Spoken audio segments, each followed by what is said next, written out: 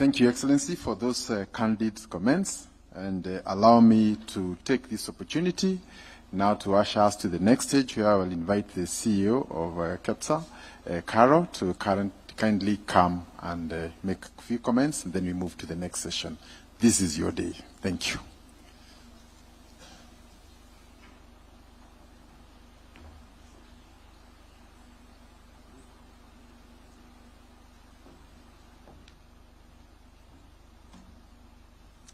Thank you very much, Your Excellency, Honorable William Samoei Ruto, the President of Kenya, all protocols observed, and all the captains of industry, government officials, stand on the protocols that had been mentioned earlier.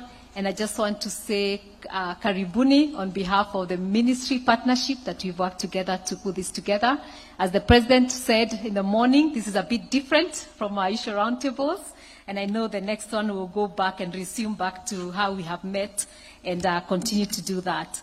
But as we move to the next session, which is the dialogue session, as much we've tried to see how we can still have dialogue, so we'll make it like more of a fireside chat. And we'll focus on two areas. One, the progress report. And as the President said, sometimes I think we are caught up in a lot of what's not working. We forget what's working. And I think today there will be some good news, because in the last 4 roundtables that we had, the President last year focused on areas like tourism and labor, manufacturing, ICT, financial services, and agriculture sectors. We had 8 of 66 issues that were presented, and we got 76 commitments out of those 68 issues. 19 have been completed. 57 are in progress and good progress, and we'll be mentioning that, which is and then only 4 will require your intervention, Your Excellency, in the sense we need to give a commitment, because we didn't get to the commitment stage in those 4, and that's what we'll be going into in the fireside chat as I go through that. But then there are sectors that we didn't go through, and that's health, energy, education, infrastructure, and land, and I hope the next roundtable in State House will be covering that. Then today we'll focus on trade. And it's an interesting time, and I'll call the chair to really mention on that. And really, it's because there's a new world trade order in town. And so we have to organize ourselves in a certain way if we are going to be competitive. And so that's why we are focused today. So where the partners you see, the associations you see down here who are members of KEPSA, are the ones who came together and said, what are the areas that we can look at trade that will make us competitive? KEPSA has 134 associations, giving us a reach of over 2 million businesses, and we hope once a year, beyond the roundtables, Your Excellency, at the end of every year, you can have a chance to meet representatives for all these associations and businesses, so that we can look back and say, what have we achieved in the year? And we can be the ambassadors to the rest of the country of what we are doing as a country, because we are stakeholders, we are partners with government. So I really emphasize that apart from the 2 roundtables, that the last roundtable at the end of the year will be a meeting of only progress with the whole business community. And then we're so very grateful for reestablishing again the ministerial stakeholder forums. And I know some of the ministers we worked with very closely, like the Minister of Transport, who's here, Davis Chilchil, remembers those ministerial stakeholder forums and the things we were able to achieve. And so I'm so grateful, and hope every ministry will now meet regularly on this ministerial stakeholder forum, so that by the time we are coming to you, it's very key issues that are national, regional, and international that we need to resolve together, and not the everyday issues of VAT refunds and energy is not working for manufacturers, for tourism, for retailers, and all that. So with those few remarks, I would really want to ask that Your Excellency and the CS, you'd come to stage. We'll sit here, we'll go through the issues, and then I will ask the key people from these partners of trade associations and the ones that worked on the trade issues. Then they'll ask the different questions and recommendations, and we can have a dialogue on that. So that's where we're going to start, and then I'll call the chair once we finish with the progress report.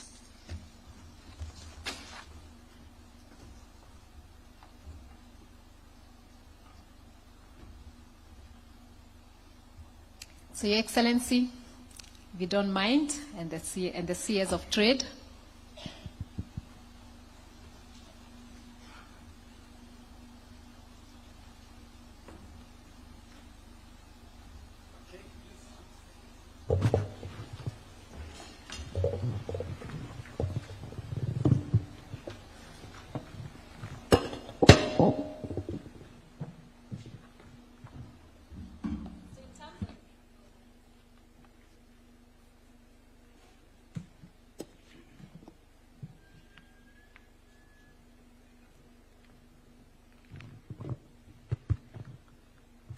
So in terms of progress report, in tourism and labor, and I'll go very quickly so that we save time and go to the 9 issues of trade today. We had one of the issues was trade beach boys at the beach. And in terms of progress, I'll not go into what was committed because I'll just go straight to the progress. The record of conduct for beach operators is being finalized, and the beach traders have been encouraged to form cooperatives for self-regulation and funding. So that's in progress, Your Excellency. And the things in progress, if there's anything, Your Excellency, you'd like to add in terms of commitment, then we can do that. The other one was keeping parks as premium product, and I know you challenged us about Masai Mara, and industry players are working with KWS on the minimum conditions for licensing so that we keep it as a premium. M-Pesa payments that need to be paid directly to the pay bill 222 without having to log into eCitizen, that was done. And then allowing the Turkish airline to access Mombasa and Eastern Europe, the application was done, and so that's done. So that the Istanbul-Nairobi daily flights are now going to start happening for 4. Qatar Airways application for direct flights Doha-Mombasa is in progress. An MOU was signed between KQ and Qatar Airways for code sharing and launch of the direct flights.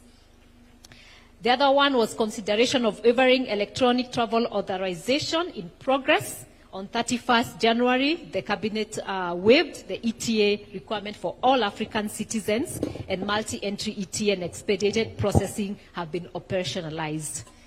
Pending bills, the tourism sector, like many other sectors, has a lot of pending bills, and that's in progress. So that we don't come back to them, I think Davies here has a progress report on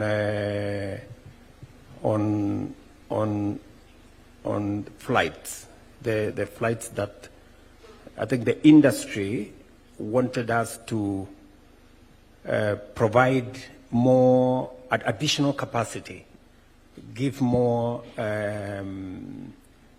airlines opportunity to carry especially cargo out of Kenya, because I think the cost of cargo was uncompetitive. Is that what was the issue? So Davis, we have made some progress. Can Davis report to us some progress on that? Thank you, Your Excellency. Like has been mentioned with Turkish Airline and Qatar Airline, Your Excellency, we've done some significant work, including what has been mentioned with respect to signing code sharing.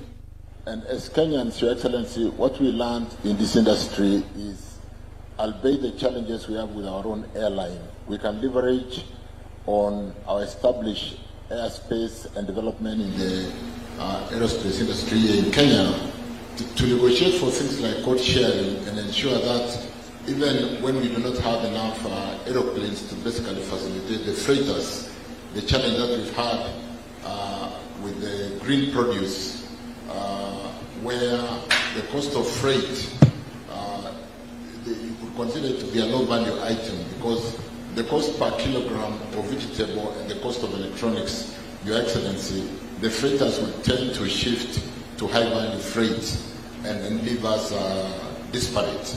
So inside of the code sharing and some of the things we are doing with Kenya Airways to leverage on the Kenya advantage would be to ensure that we take advantage of the fact that whereas we have bilateral air transport agreements, and whereas we may not have equipment to basically reciprocate the kind of frequencies that would actually demand of other airlines. We are now negotiating on code sharing and therefore being able to leverage on our own advantage and ensure that we push for advantage for our local market.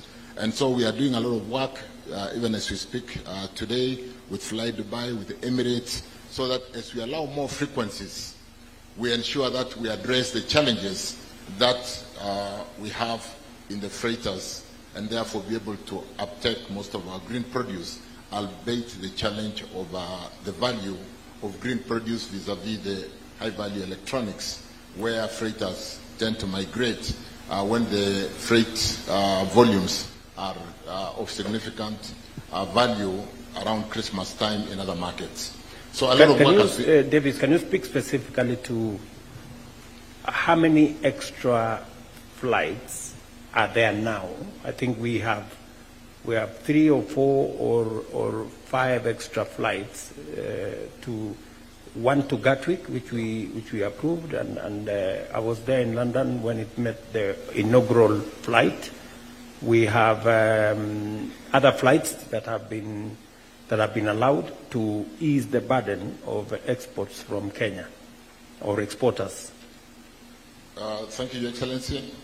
With specifics to BA, they did apply for frequencies into Nairobi from Heathrow, and we allowed them 3 additional frequencies. We have 3 additional frequencies per week into Gatwick, and within these frequencies, we basically really drilling down to take advantage of the challenge, like I said, where we don't have enough equipment. Like has been mentioned by Carol, we now have the frequencies into Istanbul by Turkish Airlines, and of course the code sharing work that we are doing. You know, Your Excellency, what it means is that we can actually sell airline tickets on KQ and you can fly Qatar. And therefore we are saying you don't necessarily, as a country with very developed airspace or aerospace, you don't necessarily need to have enough equipment to take the number of passengers or the freighters that we need. We could actually sell tickets and fly on an airline that we share, that we have code sharing. And therefore, ground handling issues, where we could be handling, doing ground handling for Emirates, for Fly Dubai, for all these other airlines, and therefore be able to build our own industry as we continue to collaborate, albeit the BASA requirements. So, Your Excellency, a lot of work is happening in that space. We have a meeting tomorrow just to finish between the Minister for Tourism, the Minister for Trade, and the Minister for Agriculture to also look at what are we losing sometimes when we don't quite give frequencies that have been requested of us as a country to other airlines because we could be seen to be overprotecting KQ, Kenya Airways, without due consideration for the tourism sector, the trade, and the agricultural sector, fresh produce. So we'll be looking at data to be able to really deploy a more scientific way of allowing frequencies and ensuring that even as we secure our interest in KQ, we are able to support tourism, support trade, and support agriculture. Thank you. What is the industry feel? What are we doing enough? Are we not? What does the industry think? The chair of Kenya Tourism Federation is right there. Okay. The chair. Then the Flower Council is also here. The Flower Council can give us some feedback. Morning, everyone. I would like to read the protocols, Mr. President. Our concern, I'm happy that my CS is here. Our concern mostly is to implore the government to open frequencies into Mombasa. You will not grow tourism in Mombasa if you don't allow direct charters into Mombasa to boost on the numbers. As we see today, I think we have 3 charters already working. There's been a lot of conversation about TUI charter, which I think was not granted. TUI group was not granted. I think the application they had, the first one was not correct. The second application that we would request the government to help them do is the charter, not a scheduled flight, but a charter. If you can offer them that charter, it will actually boost the numbers in Mombasa. We also need to go back to one more issue. You will not be able to get value for tourism in Mombasa, Diani, and Malindi until you correct the issue of beach boys. Why is that so? Your competition, Zanzibar, Mauritius, Seychelles, have got more what I would call cleaner beaches than what we have on our side. We have got the best beaches, but the fact that our beaches allow trade actually at the floor of the beach, it actually keeps away tourists. So we are really, really requesting that we go back to the issue of beach boys, figure out if we can have a common market away from the beach line, move them there, and allow the hotels to now upgrade their beaches to be able to attract higher markets. Thank you. Thank you, sir. A flower council, and then we will take both of them in one shot. Who is the flower council person? Oh. Yes. Thank you very much, His Excellency. My name is Ogambi. I work for the Shippers Council of Eastern Africa. I want to start by appreciating the response by Honorable the CS in terms of what's being done. I would like to speak the issue of limited capacity, especially during the peak seasons. And this is occasioned often when freighters leave the country for more lucrative routes. And this affects the price, reliability, and availability of capacity for exports. What that entails is, His Excellency, is the exporter is not certain of getting capacity at the JKA, and also has to incur increased costs for exports. So what are we asking, His Excellency? We are asking that the government considers short-term approval for freighters, especially during the peak seasons, so that this mitigates the gap and also assures the exporters that there's capacity for their produce. Needless to mention, and which is very important, we appreciate the government going into agreement with various countries, and EPA provides us with an enormous opportunity for exports. Now, we could get the markets, but without the transport, without the freighters, they are not able to achieve much on this. Secondly, His Excellency, is the issue about direct flights. A number of flights have to go through various routes before they go to the destination market. We are seeking of the government to consider and expedite approvals for direct freighters to the markets. And then lastly, His Excellency, the issue of cost. The fuel cost, the parking fees, and related costs at JKI are extremely expensive, so to speak. So we need to moderate this to ensure that we are able to attract more freighters that can sustain the exports of our produce. I thank you and I submit. Thank you. So, Rebecca, do you want to say something about the... Let me just, before Rebecca responds, since the last time we had a conversation about the beach boys and our beaches, has there been any progress? Has there been... Have you engaged the ministry? Have you engaged the other stakeholders so that we can know? Because there must be an engagement, you know, because we cannot wake up one morning and tell everybody to leave. We need to have a structured way of doing this. Do you have any suggestions on how this can be done so that we can work together towards doing this? We don't mind, even if we have to build markets. You know, we have a whole program of building markets. We can dedicate certain areas where tourists can go, organize them into a proper market so that it is not littered all over the place. I do know for a fact that we've spoken to the county government officials. I start with Mombasa, and if you check with Mombasa County, there's a piece of land that already bought during the Balala's tenure, and that land is actually government land in your hands that was meant to move Beach Boys to that as a market area. The problem is that after the land was bought, it was never developed. So that land is sitting there idle. So if you check with the team, they'll tell you where the land is. We've spoken both to Kwale County on the same issue. Kwale has the problem they have that they don't have an allocated space to take them. So as an industry, we cannot engage the Beach Boys if there is no place to take them, because that's a livelihood they're actually aching from that area. So what we are requesting, that's why we're coming direct now to you, not the county officials, that we have a policy to work with a proper plan on where are they going. As far as it stands right now, we cannot engage them because there is no place marked for them to go. Okay, Thank you, sir. Rebecca, do you want to say something about this?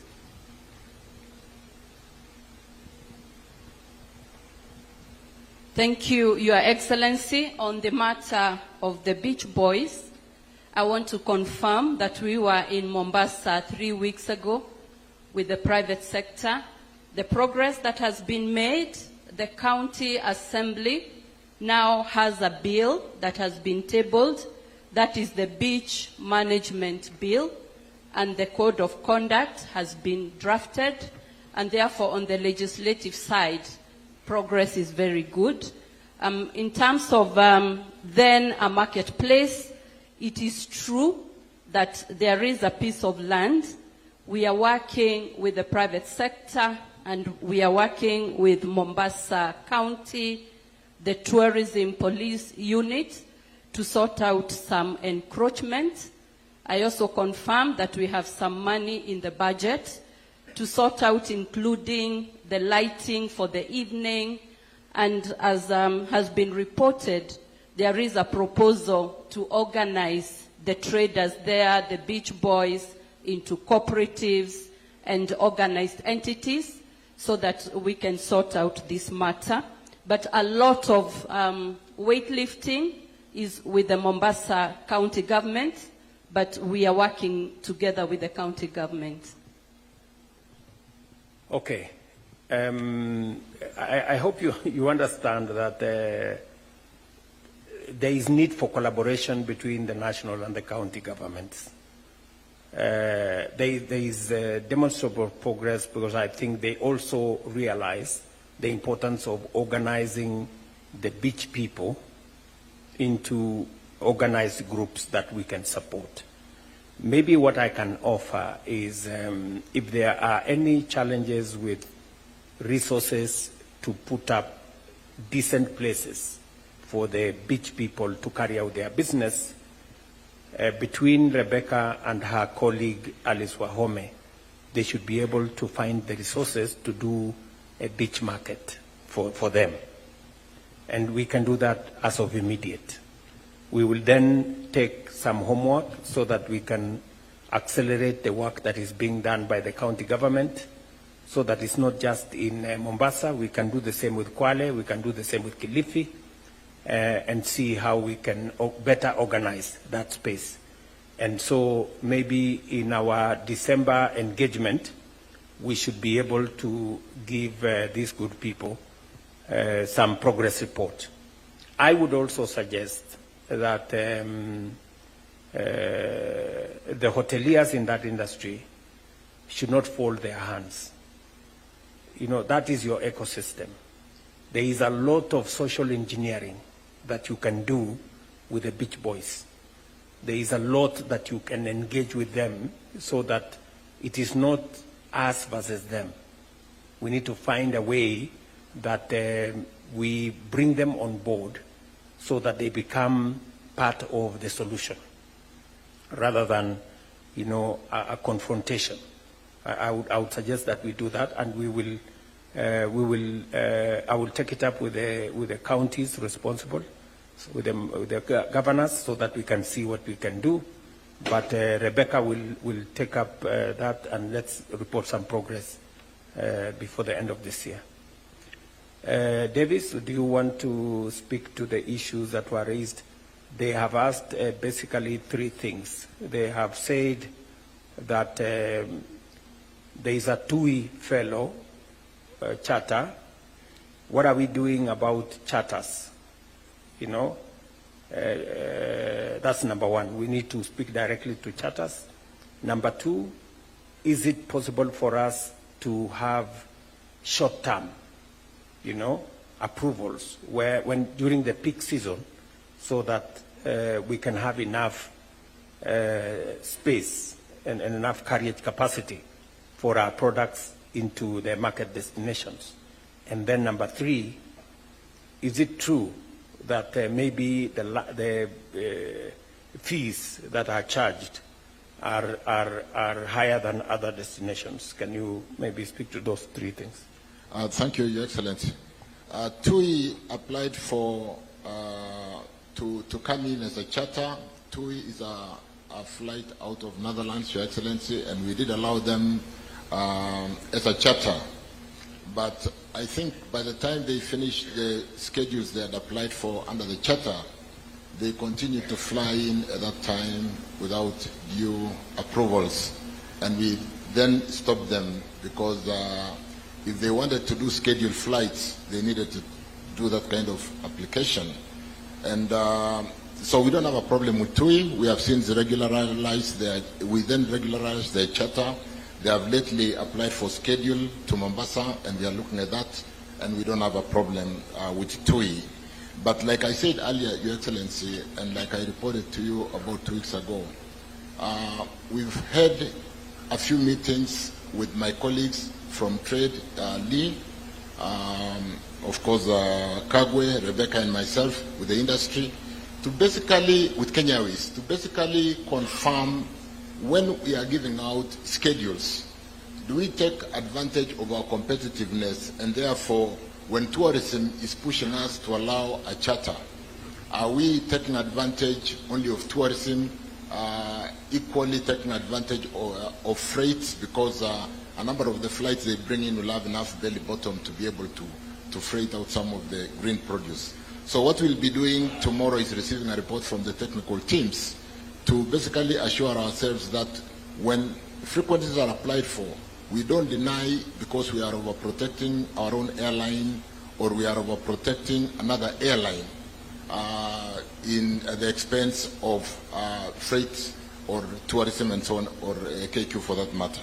So we don't have a problem with TUI. We are reviewing the application they have made this time to have scheduled flights into Mombasa, but last time they overstepped the approval where they were given the charter and they went on schedule again as the bilateral air service agreement that was approved for that. And therefore, Your Excellency, to basically sum it all, we also learned that these frequencies are very competitive because they only come in when there is, the business is very high, and they leave us down when the business is not good. And therefore, we are seeking to basically strike a balance through some of the things we are doing in code sharing and ensure that in spite of the challenge that we may not have enough equipment as KQ, they are able to basically come in on a win-win, and so that we do not only have freighters happening during the peak period, and therefore during the low season we don't have that support. So as we negotiate and agree, we're really seeking to protect the interests of the industry and ensure that during the high, they don't just skim, and during the low period, we are left without the freighters. So we'll be having a meeting tomorrow with my colleagues to basically look at a number of these issues. They are actually, like I mentioned, Your Excellency, we are a very, very attractive destination. And sometimes the politics in the freight industry, where one airline may not want competition and influence a case of not approving one airline frequencies, again, so that anti-competitive practices. So as we do this, Your Excellency, let me assure the industry that we will ensure that the interest of the market, and that is why in allowing frequencies I've brought in Lee Kinyanjui, I've brought in Kagwe and Rebecca to balance the interest, and of course KQ to balance the interest of the industry of the country in allowing frequencies and ensuring that we take the best of our tourism, we take the best of our green produce, and so on and so forth. Short-term allowance for during the peak season, is that something? That's not a problem at all, because we need to then pick up on the period like now when we are getting into the wild beast migration. And yes, we are allowing, and that's, for example, why BA has applied for the 3 additional frequencies. What about short-term allowance for the peak season for flowers and all the other cargo? I think that's what they were more interested in. In fact, the biggest challenge, Your Excellency, and we don't have serious regulations for cargo, for freighters. The biggest challenge is the value of our freight. The value on freighting flowers is between $1.5 to $2 for the flower industry to make money. But you will compare that with the freighters in high-value electronics where they charge up to $8. And therefore, they leave us low and migrate to the high-value freights. And this is why, as we negotiate for some of the buses, we are seeking to take advantage of our attractiveness to make sure that they don't leave us down when we need them. Okay. I thank you. One more thing you have not responded to. Is our destination more expensive than other destinations in terms of fees charged and all that? Let's review that when we meet, Your Excellency. Okay. I thank you. All right. So what I'm gathering from Davis is that there is already an industry-wide engagement, and there is need for a balance between the interests of the tourism industry who want to bring in passengers, the interest of the Ministry of Agriculture and Trade who want to lift cargo out of Kenya, and we want whatever frequencies that are made available in the flight space to help us sort out our challenge so that those bringing tourists must also help us lift our cargo into the destinations that we want, and vice versa. So I think that is the balance that we need to strike. And that is why I think the Ministry of Transport has invited Ministry of Tourism, Ministry of Trade, and Ministry of Agriculture into a conversation together with Kenya Airways and the private sector so that we can strike a balance and find an equilibrium between the interest of the various sectors. I'm told the Flower Council need to say something. Who is speaking on behalf of the Flower Council? Teles is there, the CEO of Kenya Flower Council. Where is the chair is also here. Thank you, Excellency. Thank you, CS. We really appreciate that effort, and we also appreciate that the meeting that CS Transport mentioned took place, and Kenya Flower Council was the only private sector body invited. So we appreciate that the work has started and the conversation is ongoing. With the flights for tourism, every single flight is a massive benefit. A 787, the Dreamliner, can add 10 to 15 tons of cargo. Each A350 is close to 20 tons, and every 777 is another 25 tons. So every single effort on tourism helps us as an industry, and we also help those airlines make those flights viable commercially by filling them. So we really appreciate that effort, and we hope we can continue to work with the government. So in short, you are saying you support the effort to try and synergize what the frequencies we do in tourism, that they should be able to help us also lift cargo out of Kenya. And you think that engagement is correct? Okay, David, so proceed, and please involve the industry as much as you can.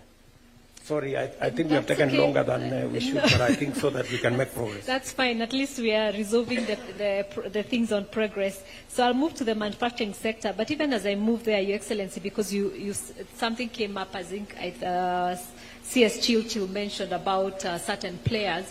I think it's something we are seeing cross-cutting in different industries. And I think what we could ask government is to work with the established bodies on the harmonized positions so that we avoid players who go around the established organizations and make shortcuts. So, and I think we've seen that. Parliament has also come to us on the same in terms of during finance bill, and really it's something I think we really want whole government to adopt. when it's cross-cutting issues, we always bring harmonized positions as KEPSA. When it's sectoral issues, the sectors do bring harmonized issues as sectors. So we just had to avoid the individual ones because they really mess even for government when that happens. So I really wanted to just mention that. So when we move to the manufacturing issues in terms of progress, the ones that were discussed, the first one was unpredictable tax regime. What has been done, the tax administration taxation issue has been resolved through the tax amendment laws in December 2024.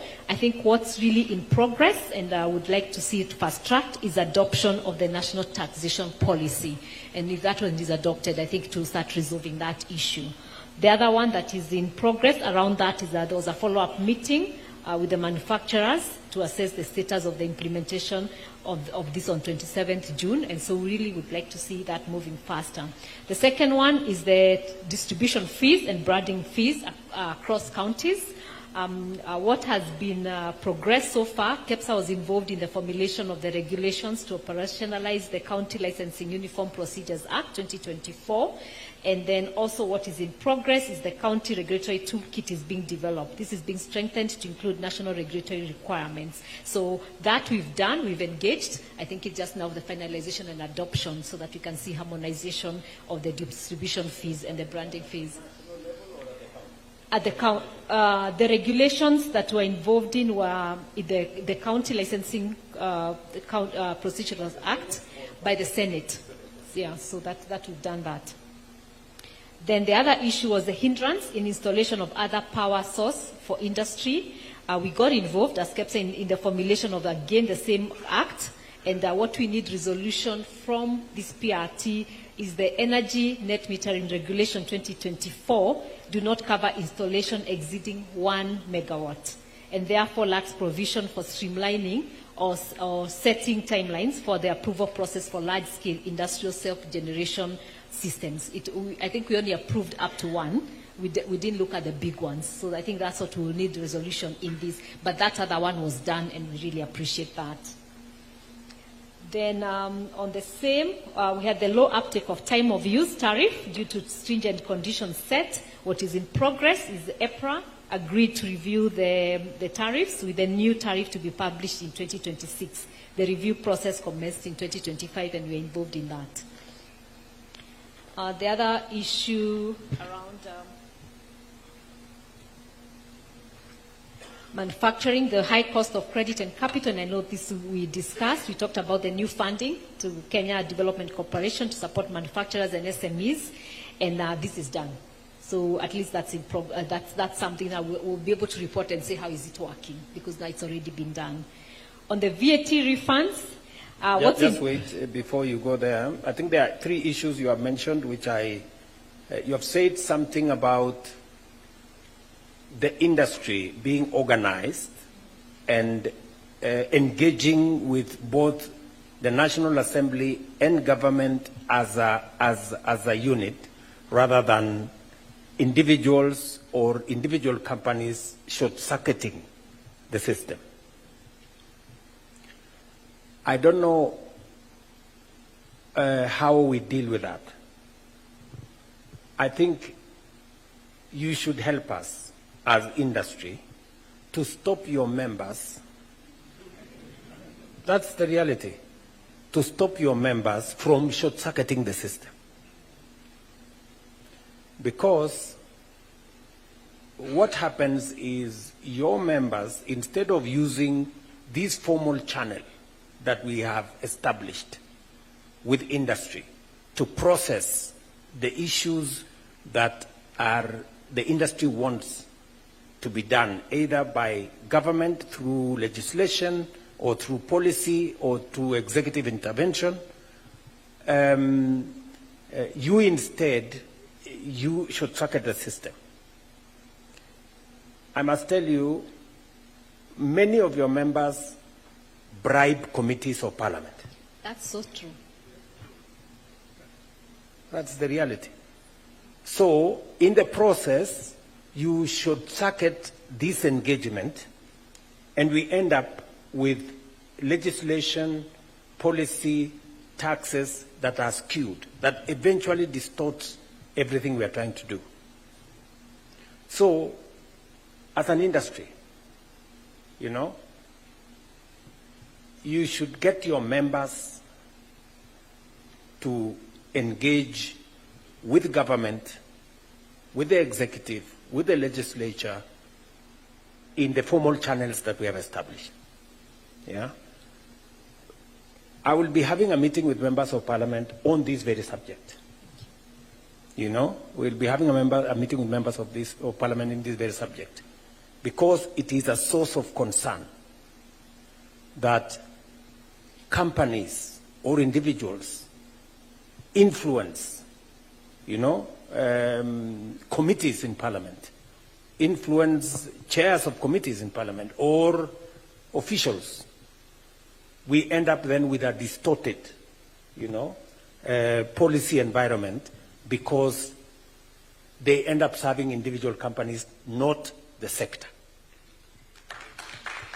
So the sector also, surely, you must be people of integrity, you know, because if you engage with us in these formal channels, when you don't get what you want, you then go behind this whole thing and then create other things behind us. Then you defeat the very purpose of this formal engagement. So, I don't know whether you should be telling me or I should be telling you. I will do my portion because I need to engage Parliament, but also you should speak to your membership so that we stick to the formal channels. That is number one. Number two, a predictable policy environment. You know, the tax law policy that is currently in progress. I'm happy that you have engaged with Parliament. We will fast track. In fact, that is part of my statement I said earlier. The Office of the Prime Cabinet Secretary is the one responsible for engagement between the executive and the legislature. That we will engage so that we can expedite that space. Again, we should also ensure that there are minimal requests by the industry to change policy positions. You know, because the other problem is when industry themselves come and say, okay, we want you to change this tax regime, and yet you have asked us, you want a predictable space. That request to change the policy environment undermines the stability of that policy. So we should all agree that when we have agreed that this is the position, we allow it to crystallize at least for 3 to 5 years so that we can have a predictable environment. Lastly, is on your engagement with the Senate on matters to do with branding and licensing so that we can formalize. You have my 100% support on that. Thank you. And I will ask my officials to see to it, because it's a matter that we agreed to. We should just process the issues in the legislature, and we will try and push the legislature to expedite on those issues. Finally, there is a matter you have said about funding, and I have my CEO of KIDC here. Can you tell us something about what we agreed with this team and what is the progress on that? Do you have the progress, Caro, or you want her to speak to it? So we did engage, and I think maybe now she can tell us where they've reached. Thank you, Your Excellency. Kenya Development Corporation has set aside funds to focus on manufacturing. Your Excellency, this is one of the key focus areas of our strategic plan, the manufacturing sector. We have gone ahead to try and resource various credit lines in order to support the manufacturing sector. So we are looking at countries where our manufacturers are actually exporting to or importing from to try and negotiate various lines. Currently, this financial year, Your Excellency, what we're looking at is about Kenya shillings 3 billion in terms of internally resourced money. Equally, we've received about 4 billion Kenya shillings that we shall be channeling through various financial institutions to SACCOs, to microfinance institutions, and tier 2 and 3 financial banks, so that they're able to support also manufacturers that are not able to directly access from us. But Your Excellency, we have the 15 million Indian credit line that we are seeking enhancement to about 250 million. We're in discussion with the National Treasury on this enhancement. Equally, we have negotiated with Saudi Exim. We hope that we can also close on another credit line that will also support manufacturers and exporters. So that is currently what we're working on, Your Excellency. Thank you. So I think, Madam CEO, maybe we need a broader engagement with the private sector and with industry, so that they can better understand what you're doing from that space. So that I think a broader engagement, I like what you're saying, that you have engaged, and the industry should look at the opportunities that are available, because this is credit that we are making available that is not commercial. Is it commercial? It's not commercial. It is concessionary financing to support the industry. I am happy to look for government resources to do more in that space, if the industry aligns with what we are doing. Apart from the resources we are getting from different development partners, we can commit our own resources as GOK through Kenya Development Corporation. We can even de-risk some of the investments that you want to do by taking a stake, even if it is 20%, and putting in our money. Do you understand that, Madam? Yes. Yeah, we should be able to do that, especially on the critical sectors that maybe industry is not very comfortable. We can put our resources, de-risk some of your investments over time, and then we can walk out when the investment is stable and the industry is comfortable. So I think, Lee, you should be able to pursue that. We can approve maybe 10, 15, 20 billion shillings into KDIC to help industry get concessional funding, but also we can de-risk some of the investments they want to make in growing our industrial capacity. Thank you, Excellency. Thank you, Excellency. On the VAT refunds, I know earlier we had talked about one of the things was to start looking at the big exporters and see if we can also have a different system. But I must say we had asked for an offset system of any VAT refunds over 6 months, and that has been done. What is in progress, and we need a resolution in the Finance Act 2025. The refund period moved from 90 to 120 days. And that makes it a bit harder for business. So maybe we need a different resolution here to see if we can return it to 90 days, but also look at offset across different tax classes, because that is also work in progress. We've been engaging KRA. They're very happy to look at it, but because it's an issue that had come to the PRT, I thought we felt as part of progress would mention what has been done and what is in progress. On the issue of securing bilateral, multilateral... Do you know the reason why it moved from 90 to 120?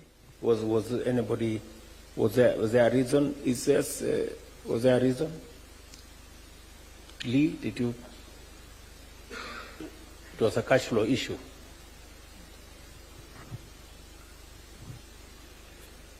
Okay. So can you explain to me? Because the last time, what we did, what is decided, and I hope Eden from my office is here. What we decided last time was, let us allow those claiming VAT, if your VAT returns hasn't been paid 6 months, and it has been agreed, it has been documented and verified, you can net off from your other taxes. Yes. What I hear you saying is that was done. Yes. Yeah? That was done. We passed the law, and you can now do that. And there are people who are doing that. Yes. Is that correct? Yes. Now, you want us to do more. I think when we presented that... I think there was a fellow called Oliver Twist. No, what is in progress is looking at, with the with the Finance Act of 2025, moving now from 90 days to 120, even for the refunds, that creates a new challenge. And we felt because we had already agreed on the other one, how do we resolve this in this meeting, because it was part of this meeting. Okay, so the gentleman from my office, let us do this. Let us, and we'll engage with Treasury to find out why this moved. And Lee, you should be able to take it up on behalf of the industry. I hear you also saying that maybe we should allow the netting of VAT from even other tax obligations. Yes, they're tax classes, because they're different tax classes. Yeah. Yes. So that is something I am willing to consider. We should be able to consider that, because I think it helps industry. So let us look at 3 things, you know, and we will report back in December. Number 1, we allow industry to net off using other tax classes. Yes. That's number 1.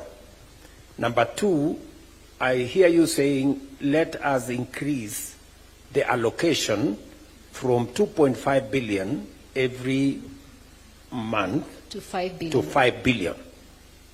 That is another homework. We will take it back and look at what does that mean to us in terms of our other tax obligations.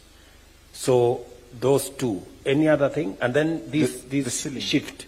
The ceiling from a maximum of 30 million to higher, because there are those with higher claims beyond the 30 million a month. Big exporters, some of them have bigger claims, more than 30 million a month, and the ceiling is 30 million. Okay. And thirdly, we find a way of either creating an exemption for the bigger people, for the bigger exporters whose tax VAT refunds are higher. So those are the 3 things, Eden, we go back with. We will then have Lee engage with the Treasury, and then we will come back to you in December. Okay, thank you very much. I think on that, there was also the 0 rating for inputs for manufacturers of pharmaceuticals and agricultural sectors to ensure manufacturers are competitive and increase exports. So the proposals were included in the finance bill, but they were not captured in the Act. So we had them included in the bill out of what had been agreed in this meeting, but then were not captured in the Act. So maybe we need to look at them. How do we deal with them now that they're not in the Act of the Finance Bill? How possible is it? It's not possible for it to be in the Finance Bill and not, because the Act becomes, the bill becomes an act by operation of Parliament and my signature. So how did it disappear? Your Excellency, I think what Carol is alluding to is the fact that sometimes amendments do happen, and they do not take into consideration the original thinking and the intention. And I think this also goes to explain, between myself and the Minister for Finance, we had very clear proposals, drawing from them, the industry. But again, when you take it there, some amendments happen that completely water down. And I think this is within the broader area you have already mentioned. Thank you. Thank you. So it's just that because it was here and we had agreed with you that that's what will happen, so it was captured in the bill, but when the amendments were done.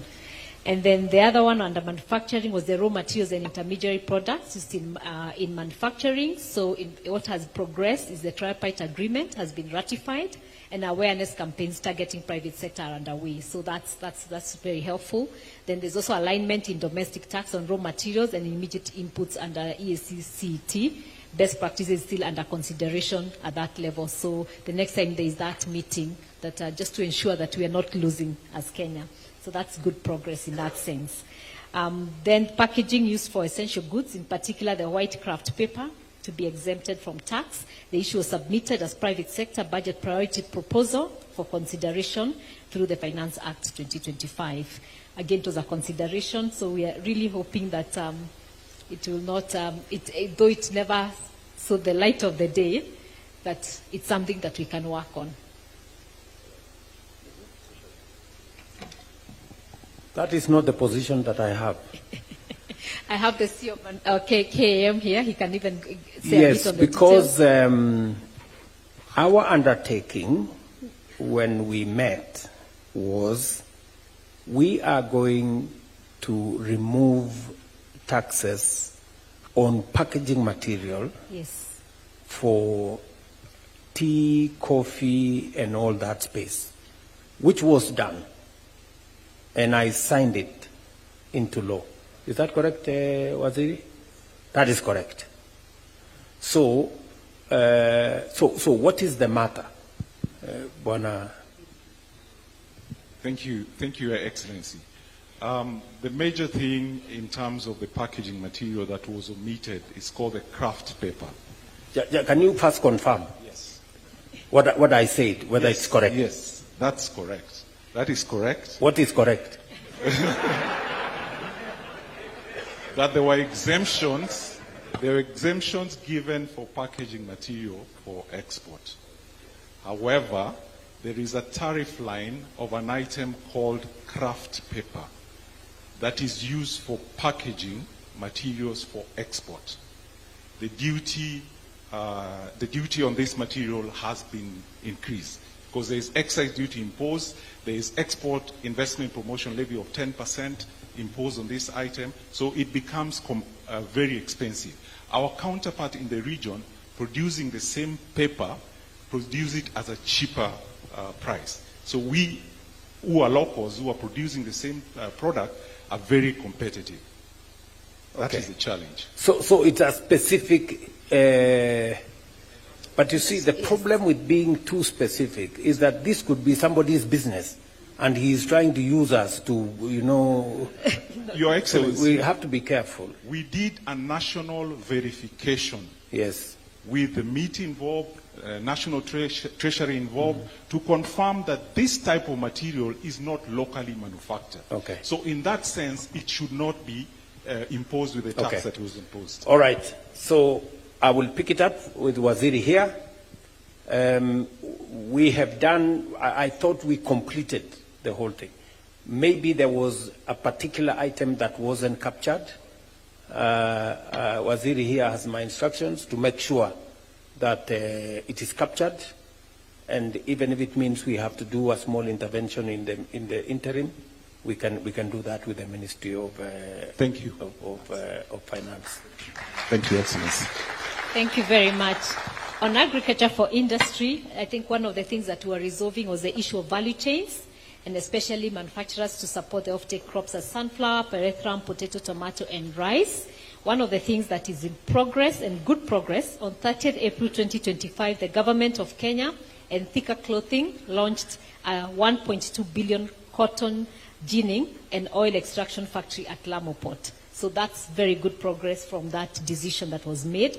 And other priority value chains are on, the discussion are ongoing, and a framework will be drawn. So at least something has already happened from that discussion, and hopefully the other value chains will see a lot more. The broader discussion was agriculture for industry. Yeah, so we talked about cotton, we talked about pyrethrum, we talked about sunflower. So already the cotton one, we've seen one uptick that has been done, and hopefully we'll see more upticks around that. Maybe I will also report to you that by Friday,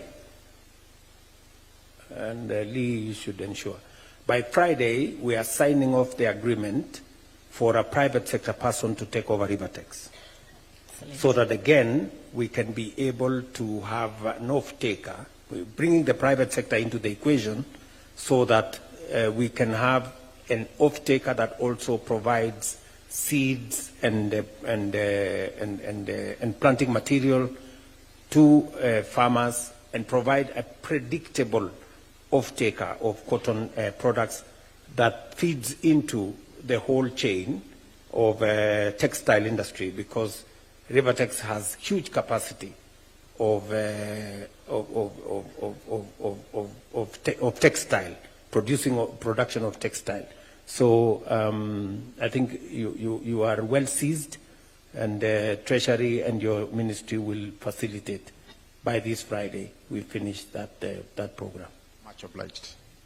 Thank you very much. And even part of that, the county aggregation and industrial parks, we've had a meeting, again with Kenya Development Corporation and MITI, and we'll be having a conference so that we showcase which ones should be taken up so that we can fast track that process and we can see many industries take that. So that, again, is very good progress.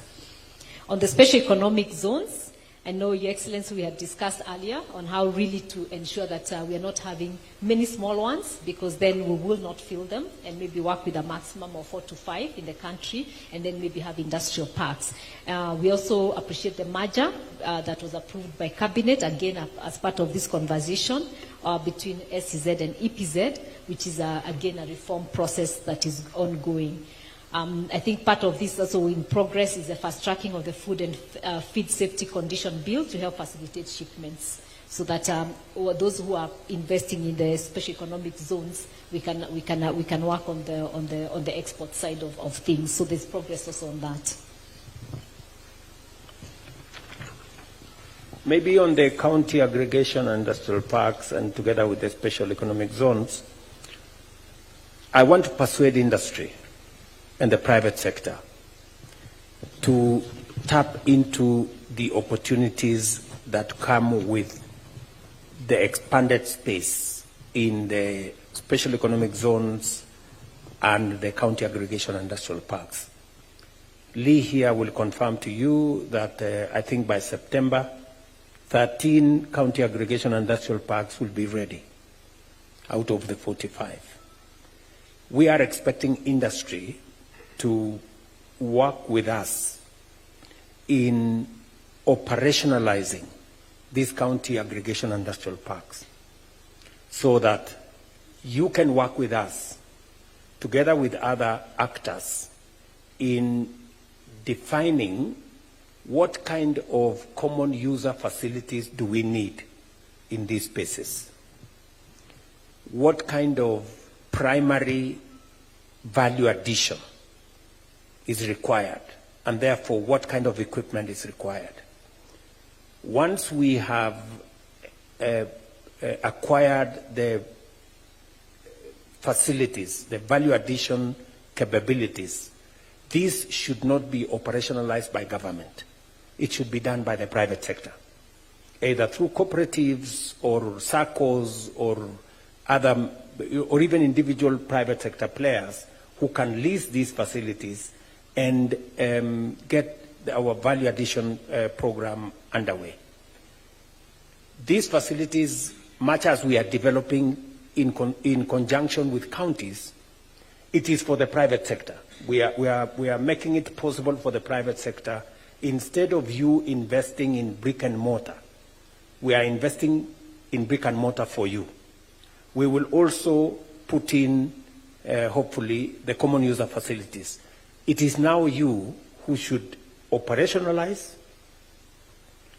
do the value addition program, and then we will work with you on finding the routes to market. Because already we are putting up 400 markets across Kenya that have cold room facilities, that have, and many of them have begun to be finalized now. So there is an opportunity that we have built, the market infrastructure we have built, but the software and the know-how and the operationalization will be done by the private sector. And I hope, Caro, you're sensitizing your members to take advantage of these facilities and operationalize them as we encourage primary value addition agro-processing capabilities across the country.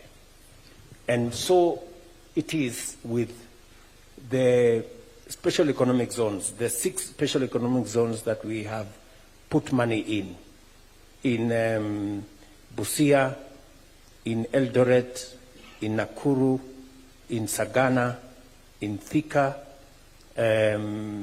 all the way to Mombasa. Just for record, in October, I will be going to the special economic zone in Vipingo. We have agreed with Afri-Exim Bank that we begin the journey in Dongokundu before the end of this year to put the horizontal infrastructure, and also in early next year in Naivasha. They have provided the resources, we have provided the land, we have signed the agreements, and we want, as we roll out the horizontal infrastructure, the private sector must organize themselves to take advantage of these facilities so that, again, we can drive the whole manufacturing, processing, value addition space into the future. These are interventions that government can only do a fraction, but the real people to operationalize these spaces is the private sector. And if there is anything that we can do to add into that space, including what KDIC will be doing, we will be happy to do it. Thank you very much. I'll move to the ICT sector on progress in terms of the issues that were discussed. One of the issues was the KRA to really sensitize SMEs on the e-teams through their member associations. This is work that is ongoing and sensitization is happening, so that is helping, and you're not hearing a lot of noise now on the e-teams because there's sensitization. Then there was the other issue of a policy around implementation of the sectors, especially the startups, being that don't survive because of just the changes on funding and all that, and being able to list even on NSC.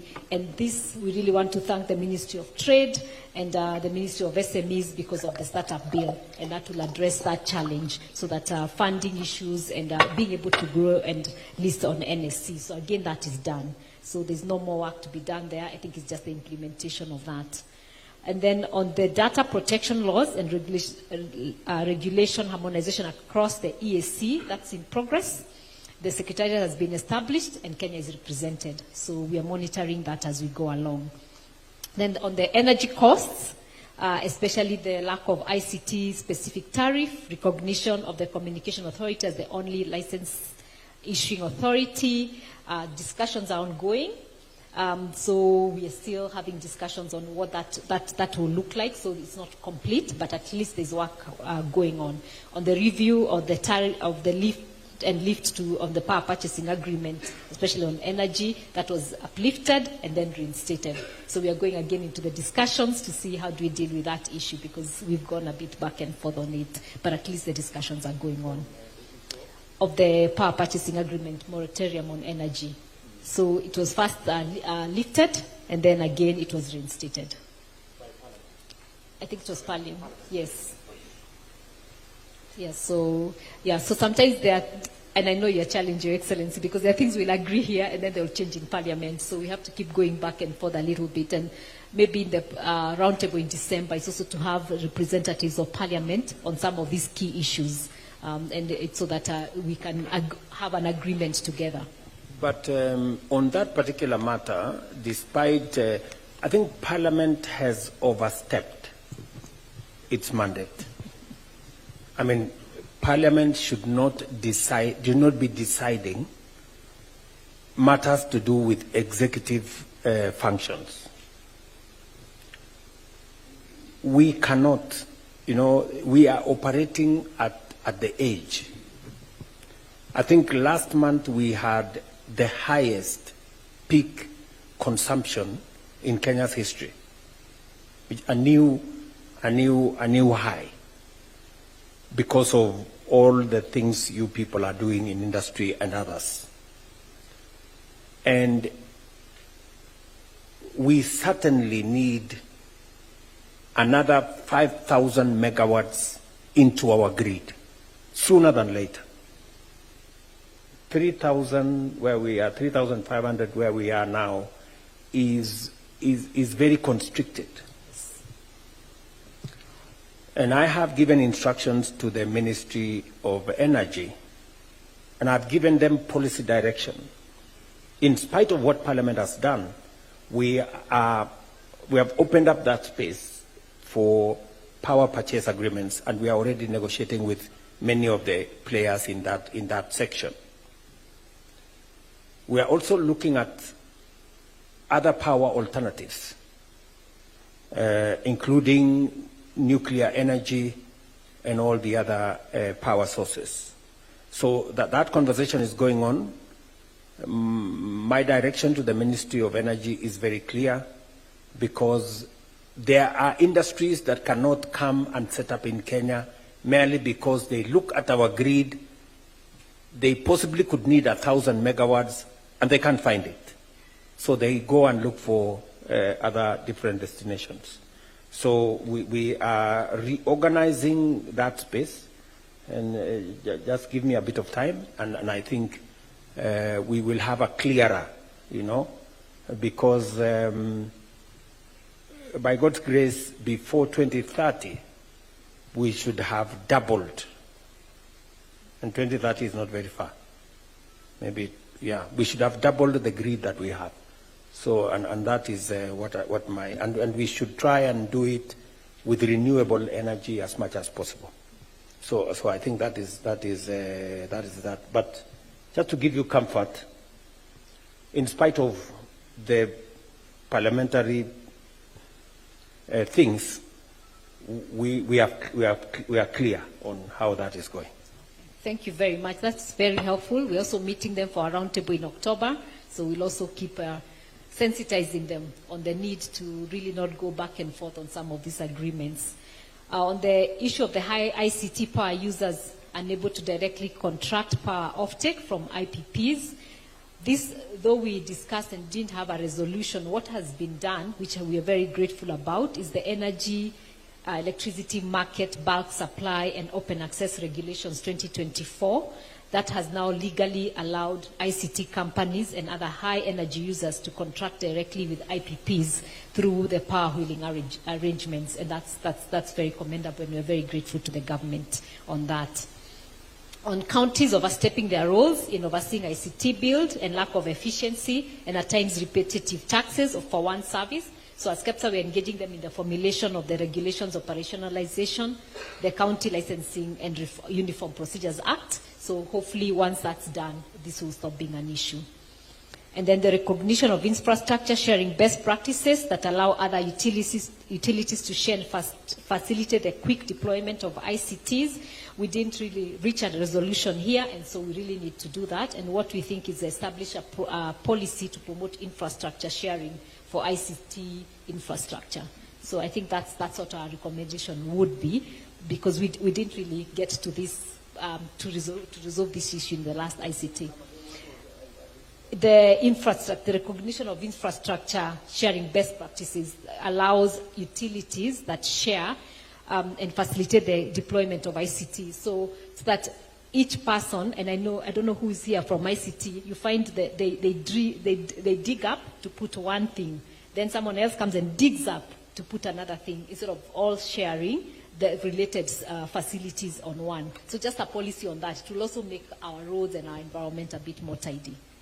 So that's been an issue. So everyone comes in and has to pay a different license and all that. Then on the ICT infrastructure, such as fiber and towers, are not classified as critical infrastructure. So what is done, there was a review of the building code, under the Ministry of Lands and Housing and held the building code as reviewed and gazetted. So that's done. So that's not an issue. But we're also discussing the critical infrastructure bill ongoing in the National Assembly, Department of Committee of ICT, so that apart from the policy in the ministry, we have it as an act of parliament. And then the review. I think we should just report it as progress. Progress. We've done, Yes. we have done what we committed, Yes. in short. Yes. Yes. And we have done what we committed on two things, which you have said. Yeah. Number one, you have said that on the matter of people who want to directly, either generate their own energy and use it for their facilities, or work with those who generate the IPPs, the independent power producers, and directly have a relationship with them. Initially, the law did not recognize and did not allow. So what we did, we changed the regulation, and the regulations have the power of the law. So the regulations now gives independent power producers to engage directly with consumers who want to do that.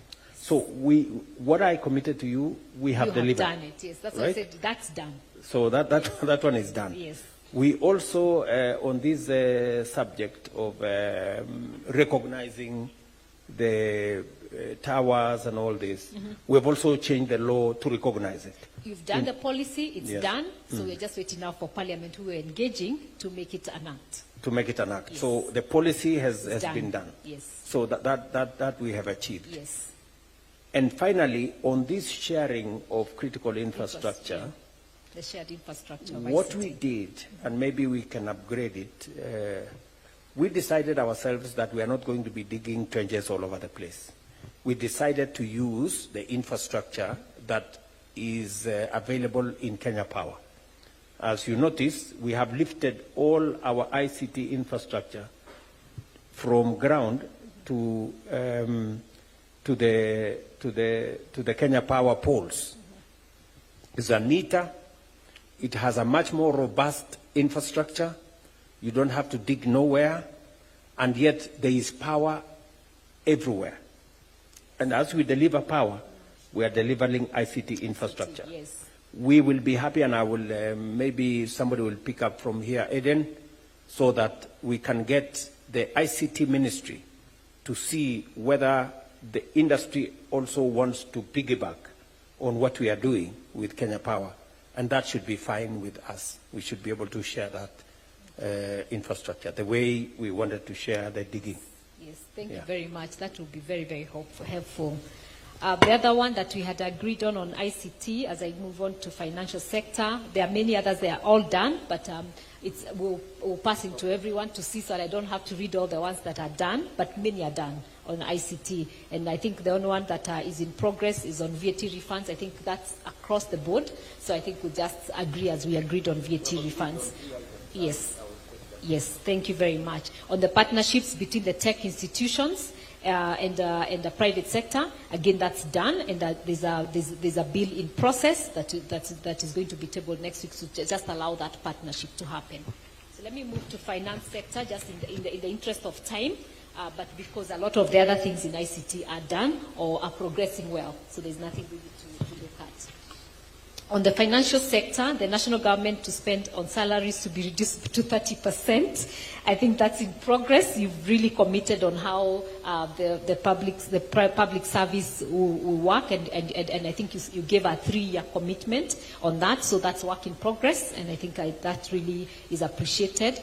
Again, on the other thing, on the financial sector was enhancing and prioritizing commercial land transactions on Sasa at land registries. So because what the finance sector was saying, they are not able to finalize transactions with clients because of that backlog. So there's work in progress on the platform, and so that has really reduced the pressure. And I think once that's complete, then we'll be able to see better movement on that.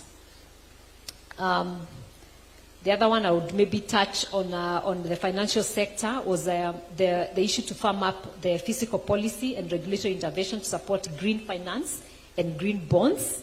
One of the things that was done last year, after this, we held a consultative meeting with KEPRO to discuss the opportunities in green finance and explore ways. And we have also undertaken a partnership with Partnership for G, which is a global partnership which has provided valuable support in helping members to do that. And I think we saw one of our members, Akon Holdings, successfully listing in the Nairobi Stock Exchange. So again, that's a success that we are very, very grateful about. On the policy stability and clarity on environment and climate-related ease of cost of doing business to spur green financing, what's in progress is that they're engaging the relevant ministries and that newly gazetted environment regulations provide policy stability and clarity to support green financing, and the extended producer responsibility regulations, water quality regulations. So all those now are in place, the regulations. So now it's just engaging the different ministries and working with the private sector. So again, that's done from that time.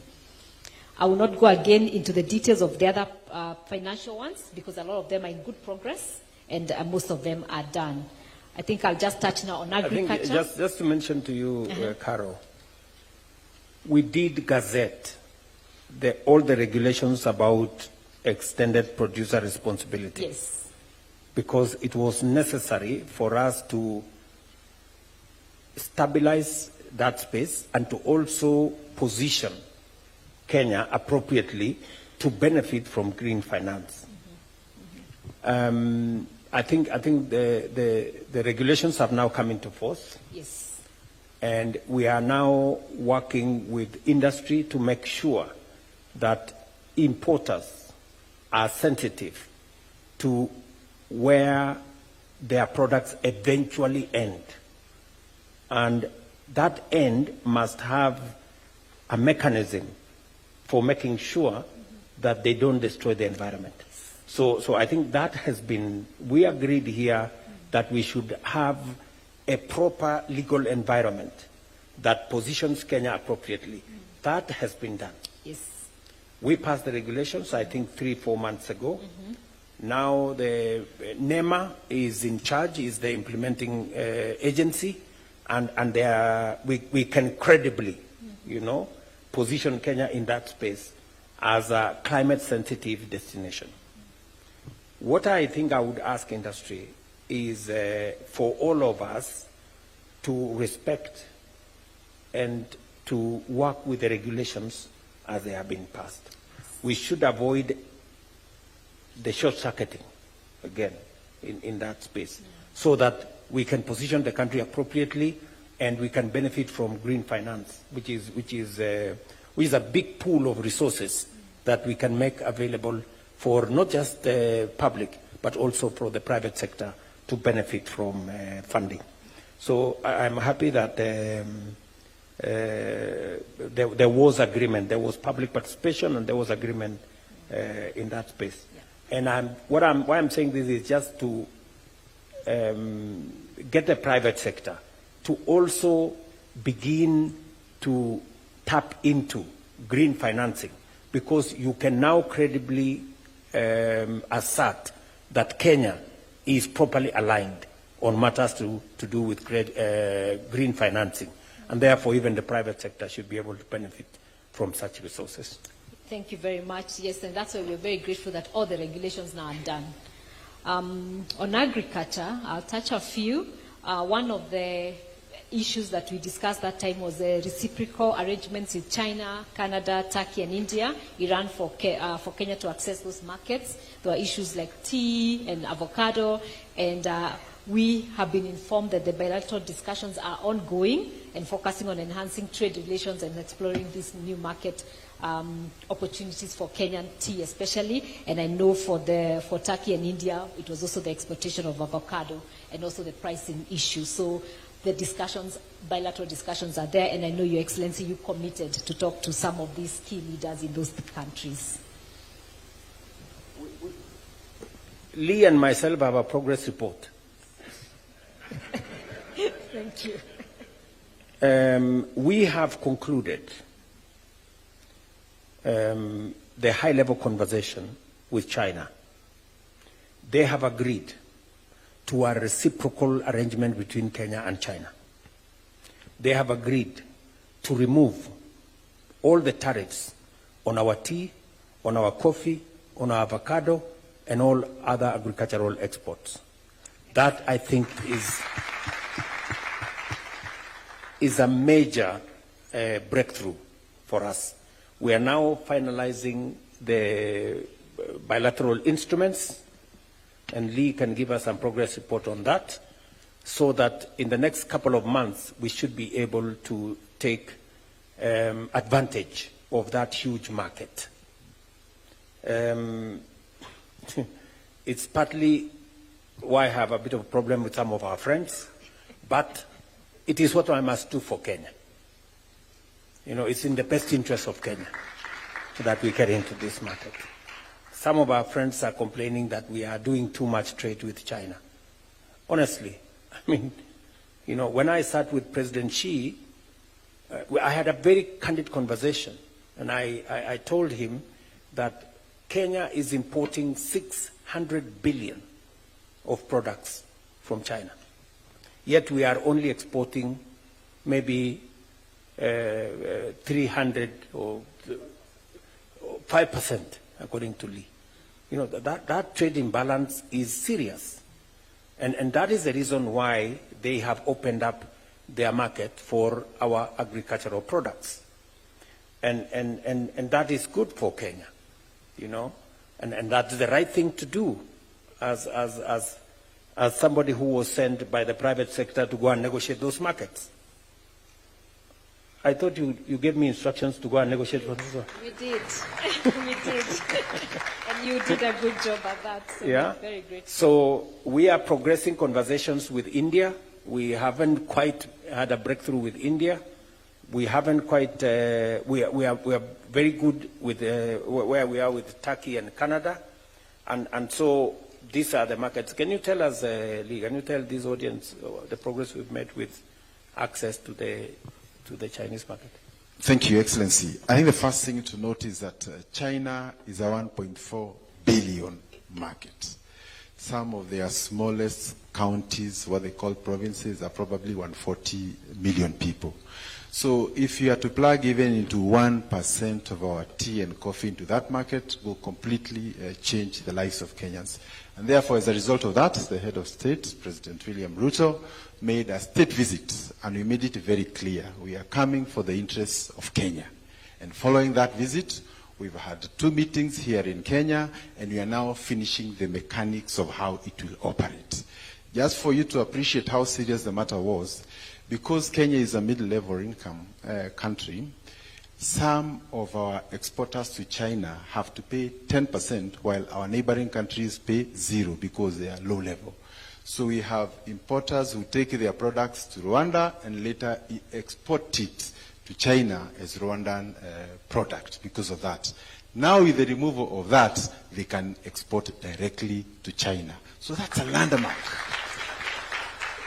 And areas like Kajiado and like Kipia are particularly very good for some of the commodities that we are taking there. So, Your Excellency, I want to confirm that we have very good conversations with China, and our conversations around any other country that is trading with us will be based on what's best for Kenya. Thank you. Thank you very much. That's very exciting news, and that's done. And I think as we look at new markets, we'll continue to ask you to be the brand ambassador for Kenya on those markets.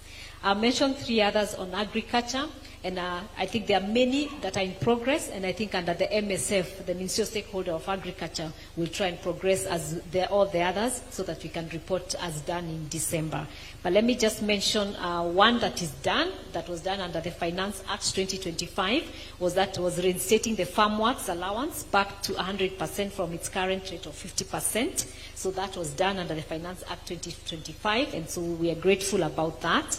The other one was prohibit counties from collection of cess on export commodities, and stroke HCD to share cess with counties. That's progress. We have given our proposals, as we discussed in the PRT, so we hopefully the counties, and again I think in the December meeting to be useful to also have the COG present so that we can finalize that. For December, so that in December we have the COG. Yes, thank you very much. I think the last one I mentioned in agriculture is we had asked for a grant to be made for the least millers, especially to get commercial milling licenses.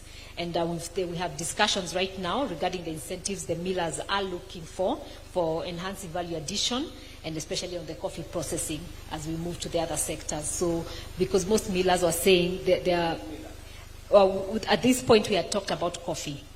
Yeah, so the millers wanted commercial milling licenses. So the discussions are ongoing with the millers in coffee and the ministry to make sure to see what is needed for them to get the commercial licenses they're asking for. So we'll be able to report that. So a lot of the things that are in progress in agriculture, I think we'll report in December. So what we'll take advantage of is the Ministerial Stakeholder Forum with the Ministry of Agriculture and see how we can progress many of these things. So that's the work, Your Excellency. You gave John Mwendo and I from Ken Invest to follow up on progress of all the different areas we discussed the last 4 meetings. And as you can see, there's nothing that is not progressing or not done, which is very commendable to government and also working with the private sector where private sector needed to come in. So thank you very much on the progress report. So if you will allow me, I'll move to trade, but maybe you wanted to say something. Ask Mwenda to speak to some of the progress that we have made. Do you have any specific areas where you want to highlight on in line with what Caro has said? Thank you, Your Excellency. We don't have anything much because we funnel all the issues that private sector come through with KEPSA. I think the direction you have given that the ministerial stakeholder forums hasten the conversations with the ministry, we possibly will come with better outcomes in December. That's all, Your Excellency. Thank you, Excellency. Have you taken note of all the areas that I mentioned here? Yes, I was taking notes, Your Excellency. So that we can have a report in December. Yes, sir. And we begin working on them as of immediate. Yes, Your Excellency. Yeah. Thank you. Thank you, Excellency. That is on the progress report. As I said, I think 70% is done and what is in progress. And the few that didn't have progress, you've given direction, so we'll be able to give progress. In the interest of time, we were to look at trade, but we'll look at it very briefly because some of the things that needed to be looked at are in the progress report.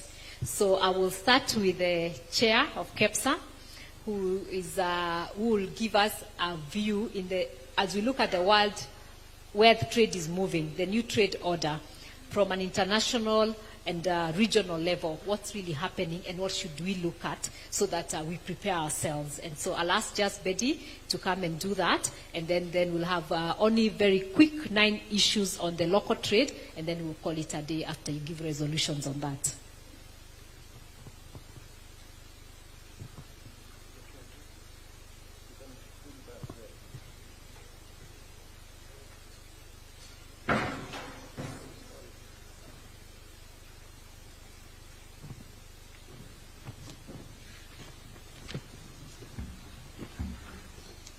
Thank you, Your Excellency.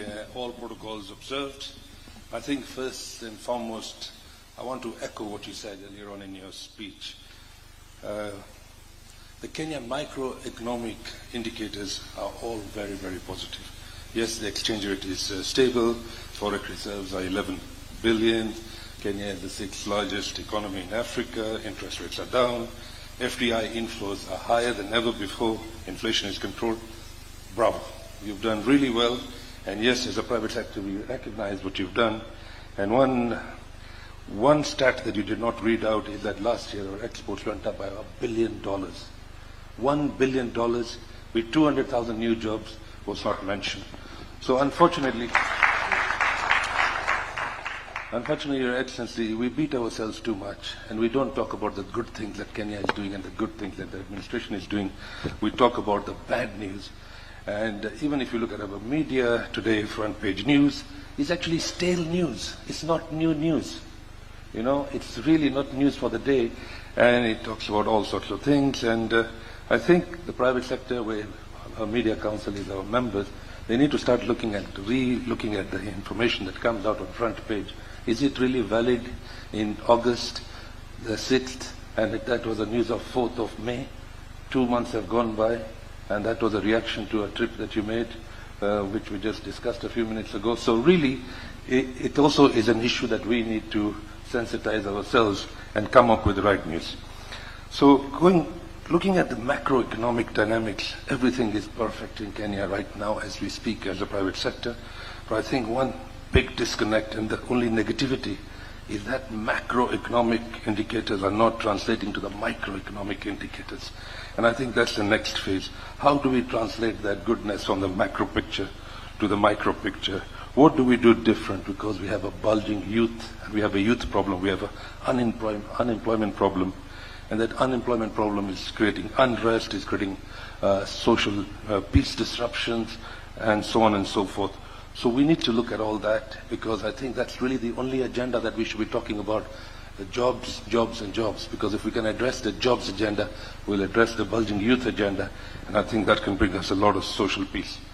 So if you move forward from Kenya, and let's look at the region, and let's look at East African community, we are 310 million people, $330 billion economy, we are 8 countries. We are continuing to see, after 25 years of being in the East African community, we are seeing a discontent within the member states. We saw what happened to Tanzania last week and what they talked about, what business can be done, and yet it's totally against the EAC protocol, where goods and services and people movement is free. And as the chair of the East African community, which you are this year, I think you probably need to address that maybe in the forthcoming East African Business Council Trade and Investment Forum in October, that we can't have 2 sets of rules. You can't have a rule book for Kenya and a rule book for Tanzania and for Uganda. And I was really shocked yesterday when I looked at the latest tariff book stay of application that came out of Arusha. Uganda has 132 pages, common external tariff distortion out of 520-page book. Tanzania had 79 pages. Kenya had 32 pages. So Kenya is largely playing by the books. Nobody's a saint. But we are only reacting to people who are trying to distort trade in the region.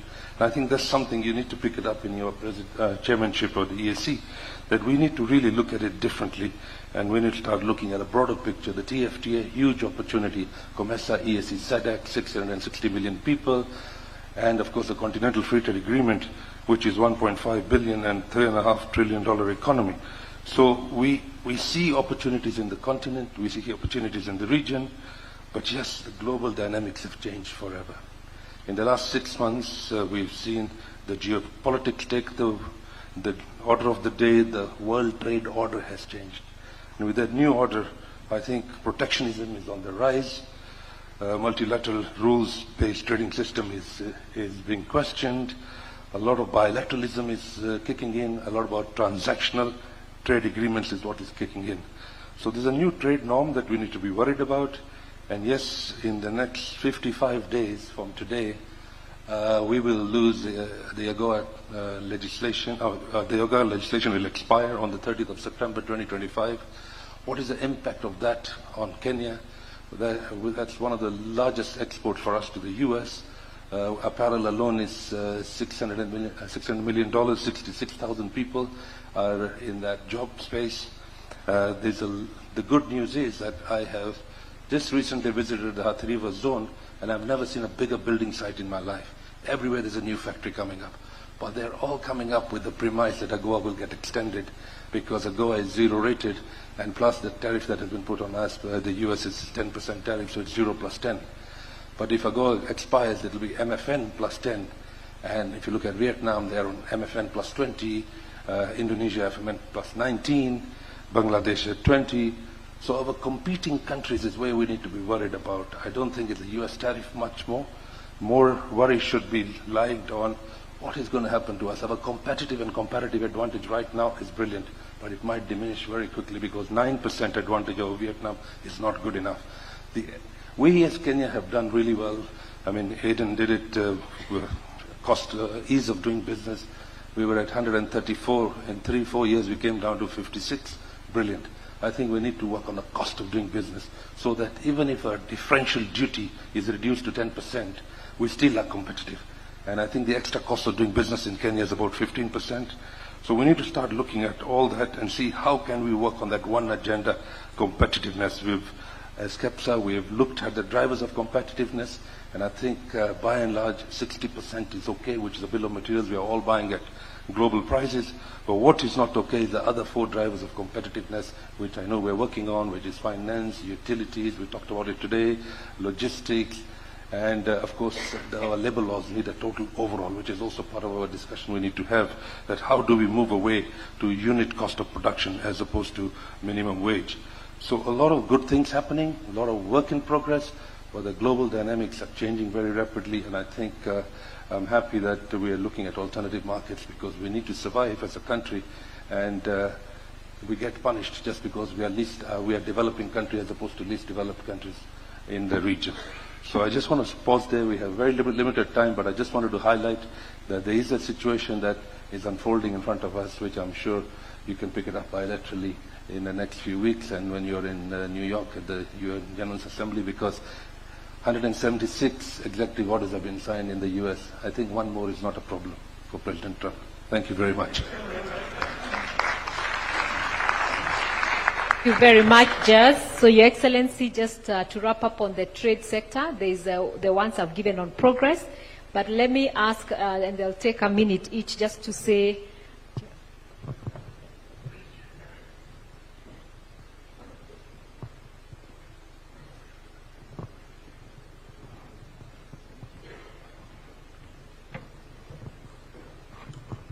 we'll take a commercial break. You can stand and relax a bit.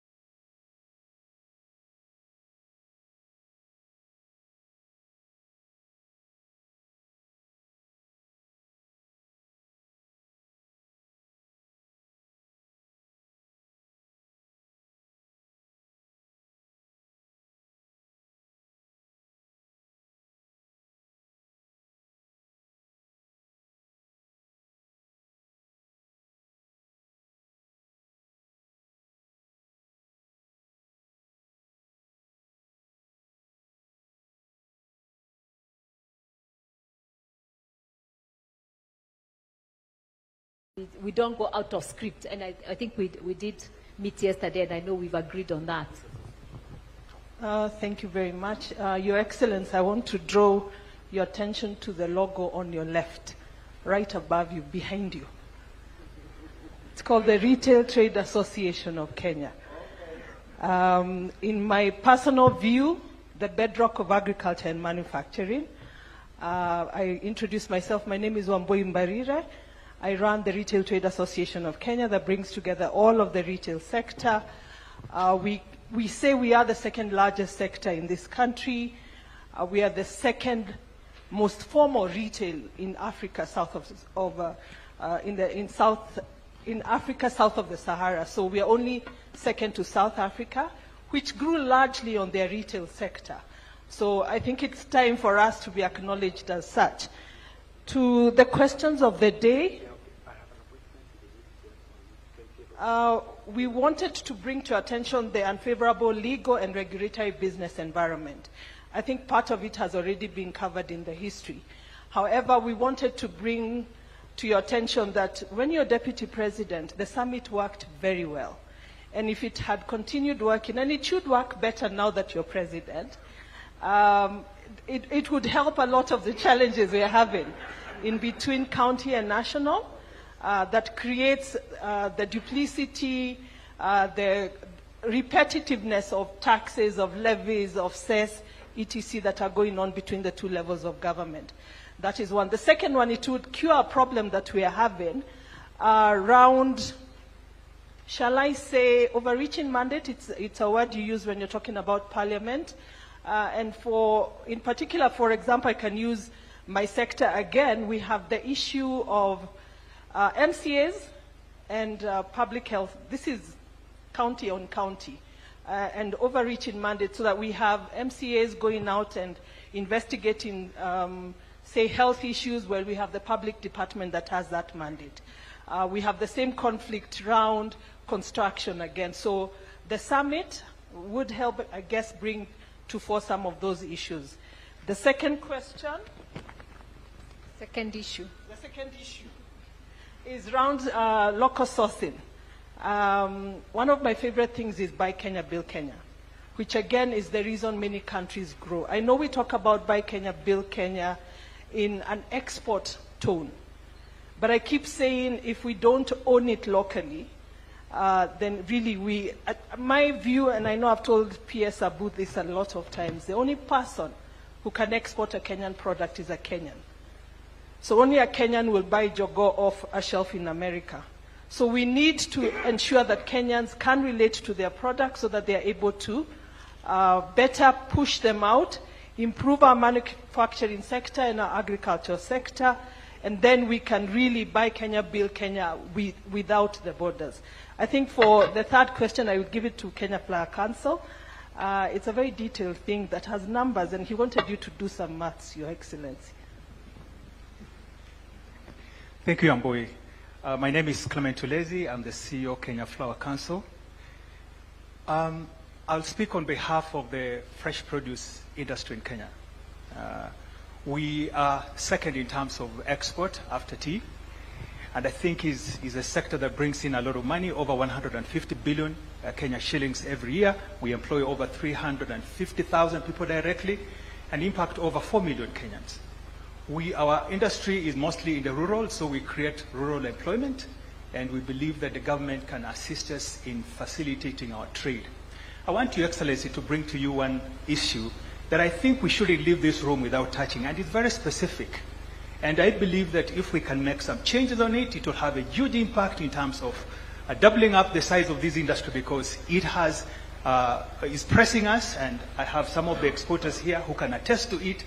We call it the UCR, the Unique Reference Number, which is implemented by the Kenya Trade Network Agency, KenTrade.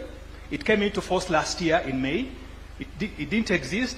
It introduced a fee for acquiring that number. And when you look at it, it's very simple. It's just $10 per consignment.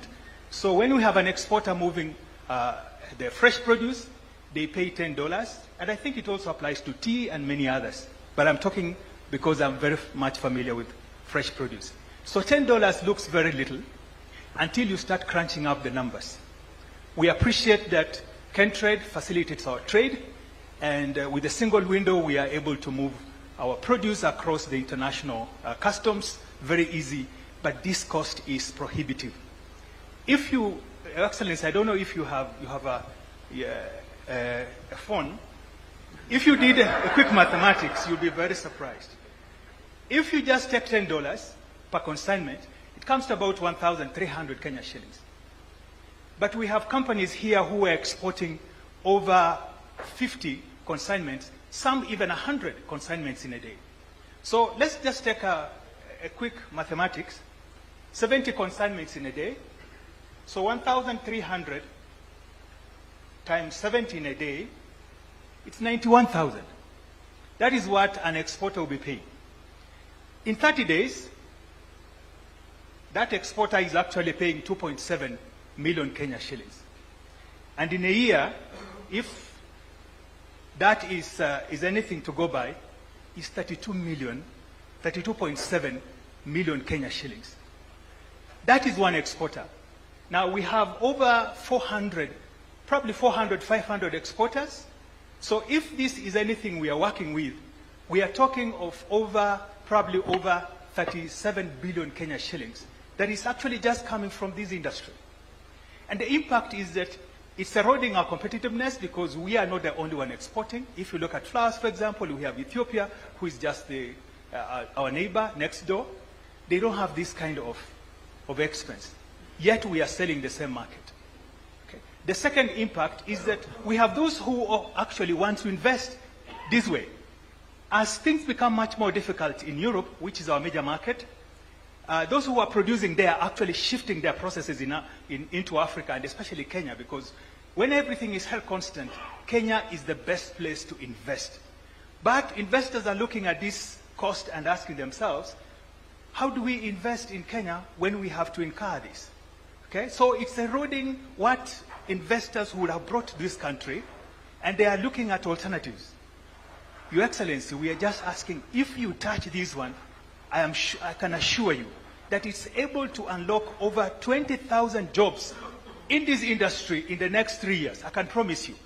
And this is actually jobs that are going to the youth, the women who are in the rural, which is also part of your agenda, Your Excellency. So this is one issue that I believe we need to have your say on it, because it's eroding our competitiveness, and it's something that I know you have the power to unlock. Thank you. Thank you very much. I think to Wamboi first, the operationalization between the national government and the counties on matters that are economic are actually handled not by the summit, but by IBEC, the intergovernmental body that deals with commercial issues, economic issues, budgetary issues. That's why it's called Intergovernmental Budget and Economic Council. So I will find them, because that's where the counties and the CECs and everybody comes. The summit also only brings the governors, and sometimes they don't have the nitty-gritty.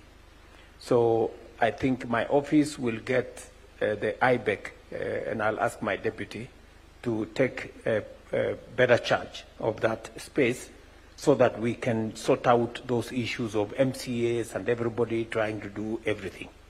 So I agree with you that should be the correct metrics. I also agree with all the other presentations made by the chairman of KEMSA.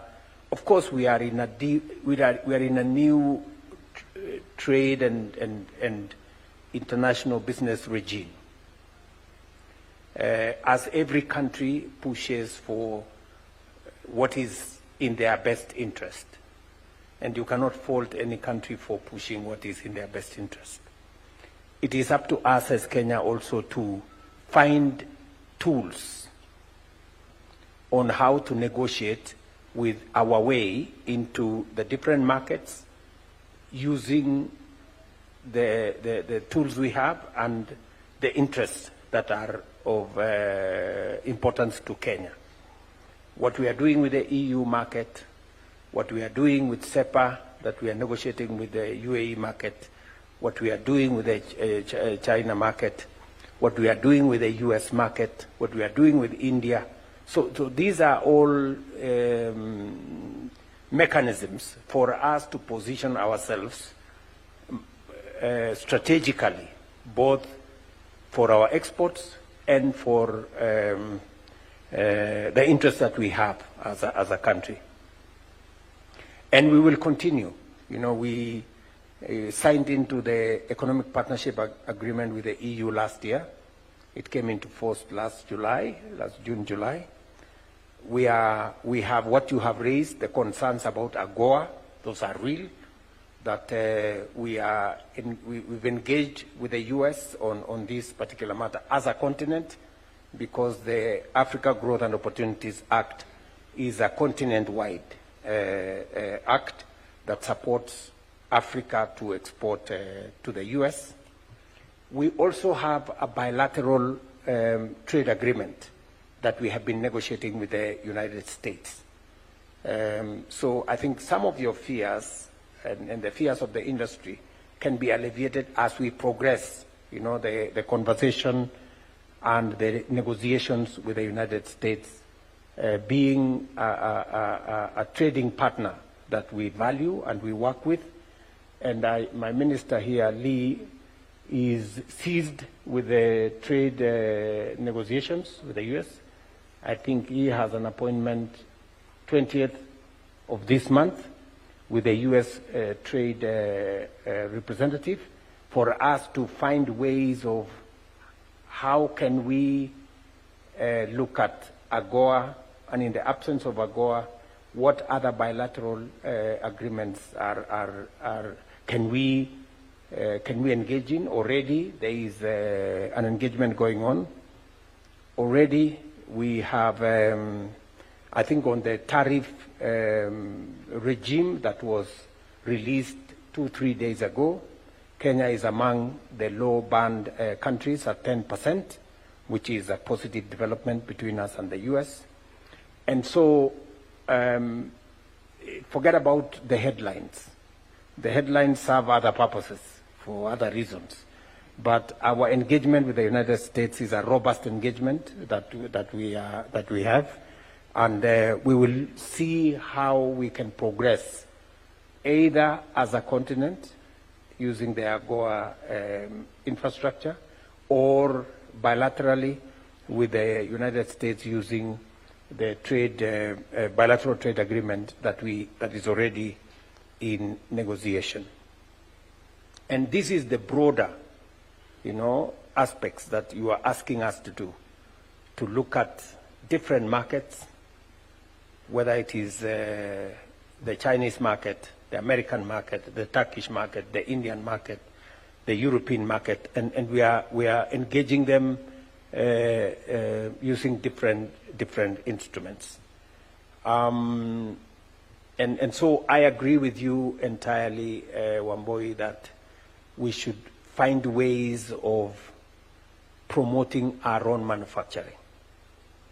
And we will continue to work with the private sector to look at what policy interventions do we put in place to promote local manufacture of goods that should not necessarily be imported. You remember 2 years ago, we had a policy intervention on imports of furniture. And I was very happy this morning to hear what the industry has.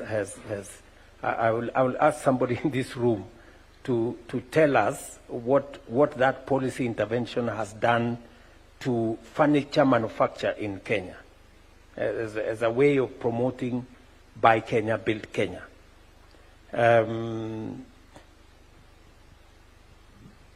So for you, Wamboi, I think we will continue to engage.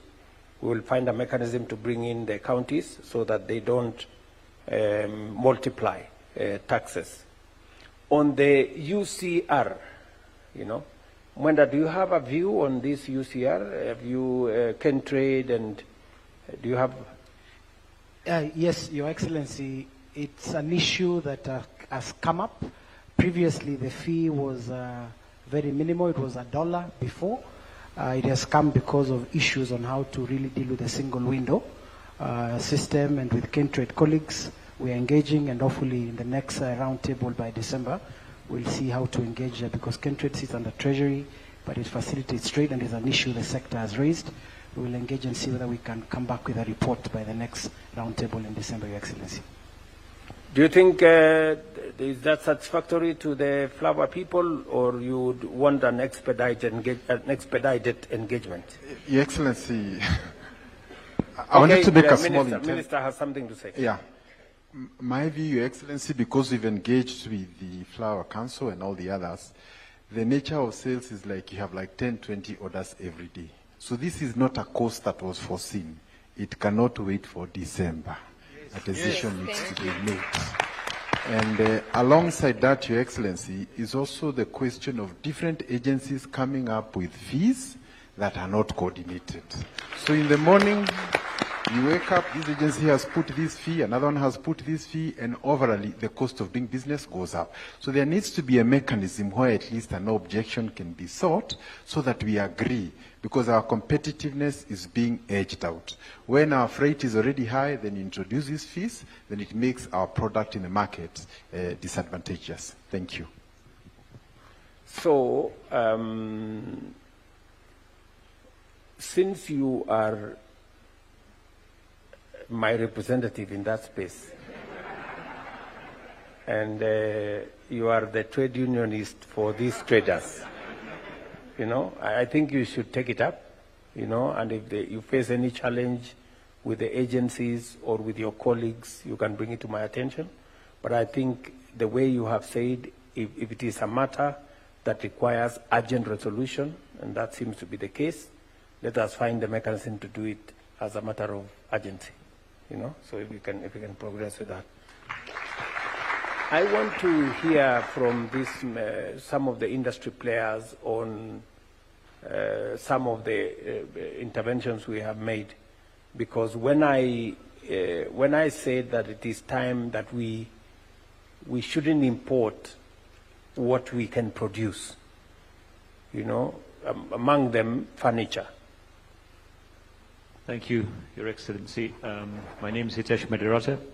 I'm a furniture manufacturer. Your Excellency,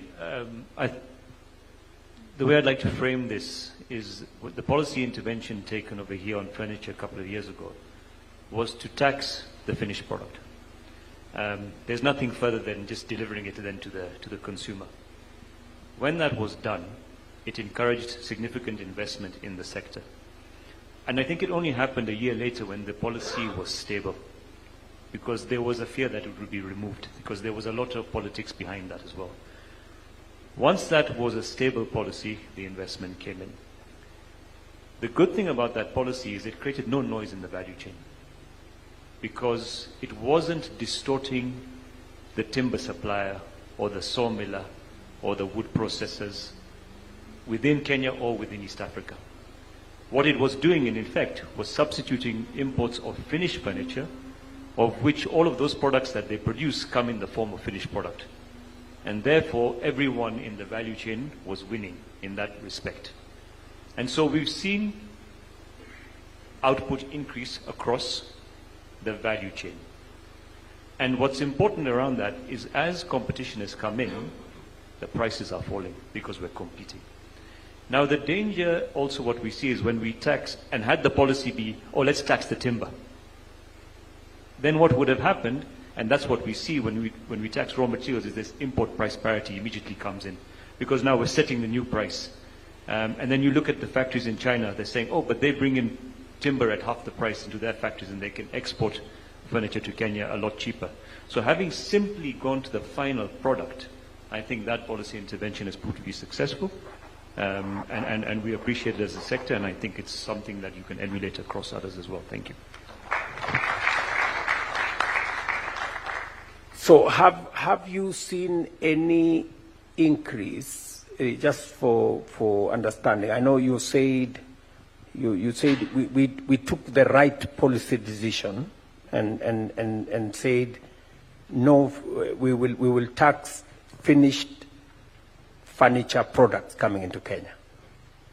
That way, we have, according to you, we have increased our productivity and our production of furniture.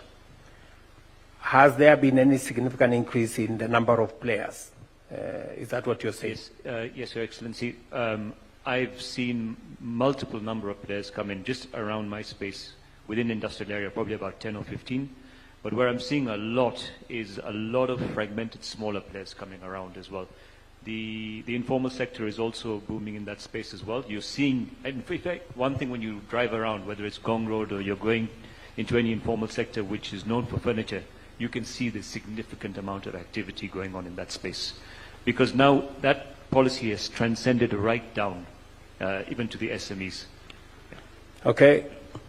There are people who are telling us we should reverse that policy. I don't know what you have. Do you have something to tell them? Well, Your Excellency, like in anything, there could be an argument over here that overprotection is not the greatest as well because it breeds complacency. Where a policy intervention actually stimulates competition and brings down prices, that's correct. It needs to be stable for a while. Yes, at the end of the day, we can't have overprotection forever, but it could be stepped down, but until your policy objectives are achieved, then we could possibly... Thank you very much. So I can confirm to you that that position is not going to change. We want to continue to encourage more players into the space. We want to continue to have more locally produced furniture into our living rooms, into our offices, and into every other space.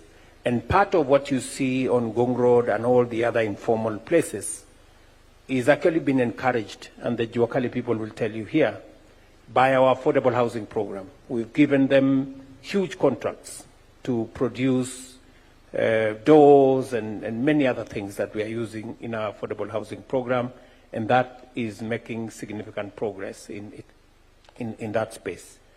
I know that there are other interventions that have not given as good a result as that one, but we are looking at them and discussing with industry, especially in the space of, I think, steel and all the others. We are looking at some of those to make sure that whether it is steel or cement, we must align it so that it gives us the results that we were looking for, like the one we have in furniture. So, my good friend, I think the minister has answered for you that time is of the essence. So we are not waiting for December. We will action it as of immediate. Thank you very much. Thank you very much. And Your Excellency, I can confirm my office furniture is made by an SME in Kenya.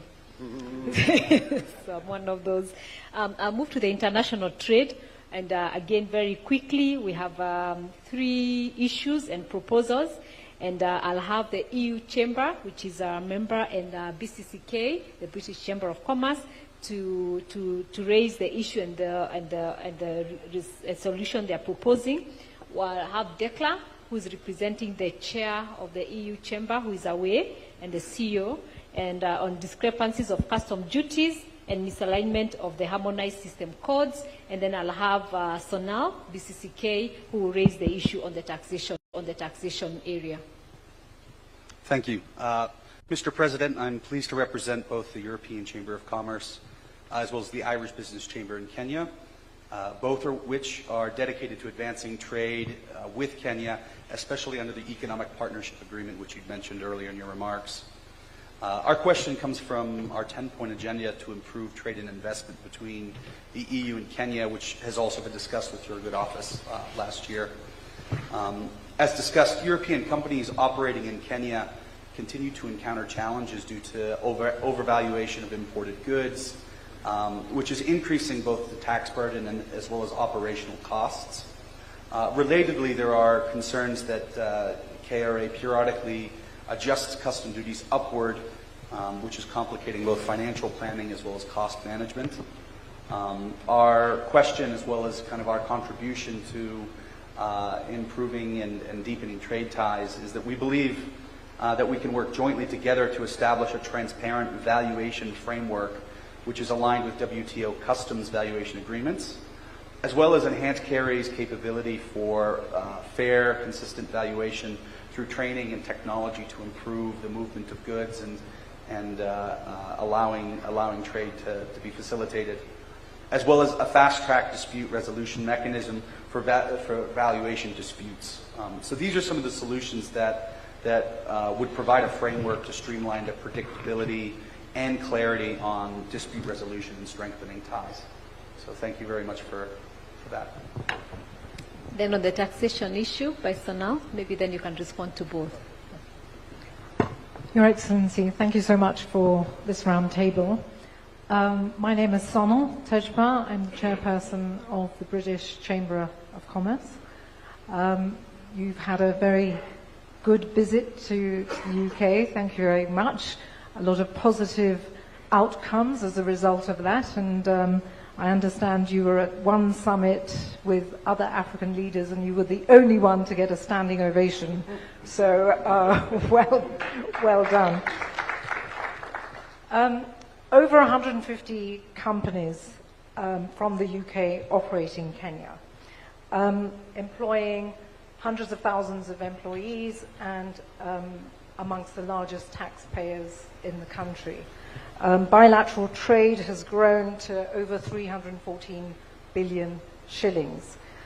There are many chambers here, as Carol mentioned, including the Irish, the Dutch, the Americans, Portuguese, the Japanese, the Indians. I'm sure I'm forgetting somebody. But we obviously all talk because there are many issues that are common to all of us in terms of how do we attract more investment into Kenya and how do we help those foreign investors who are already here. One issue that has already been raised is around predictability and the importance, a bit like your analogy with the farmers that you mentioned in your opening remarks. In order to achieve the yields that farmers want, they obviously need a reliable season. They need to know when to plant, what to plant, and when to harvest. And it's a bit like foreign investors. They need to know what is the tax regime, what is the legal regime in the country. So our ask, particularly in the last few months, we've seen since December 4 new tax laws, is a commitment to essentially have tax review cycles, the 5-year cycles that are in the national tax policy to be implemented. And the sunset clauses in there for specific sector incentives to be looked at. Since I have the mic, is a focus on counterfeit and illicit trade, which has the Anti-Counterfeit Authority has clearly indicated through their work the number of job losses and the number and the amount of revenue that is lost to Kenya because of illicit and counterfeit trade. And so our recommendation is also to please look at that as well. But I just want to thank, whilst I'm here, thank MITI for their cooperation with the chambers, with John Wender and team at Ken Invest, because having this dialogue and the dialogues that we have with the ministry, the CS and the PSs is really important to make Kenya a better destination compared to others in our region. Thank you. I think what was not mentioned as I was mentioning that was the issue of the double taxation agreements and or suggestion that we standardize the DTA negotiation frameworks based on OECD and UN models so that we don't have the different ones because different countries are negotiating different ones. So there was also that had come, and I know Dubai Chamber of Commerce are here and other chambers of commerce are here. Thank you very much. I think three things I picked out. Overvaluation.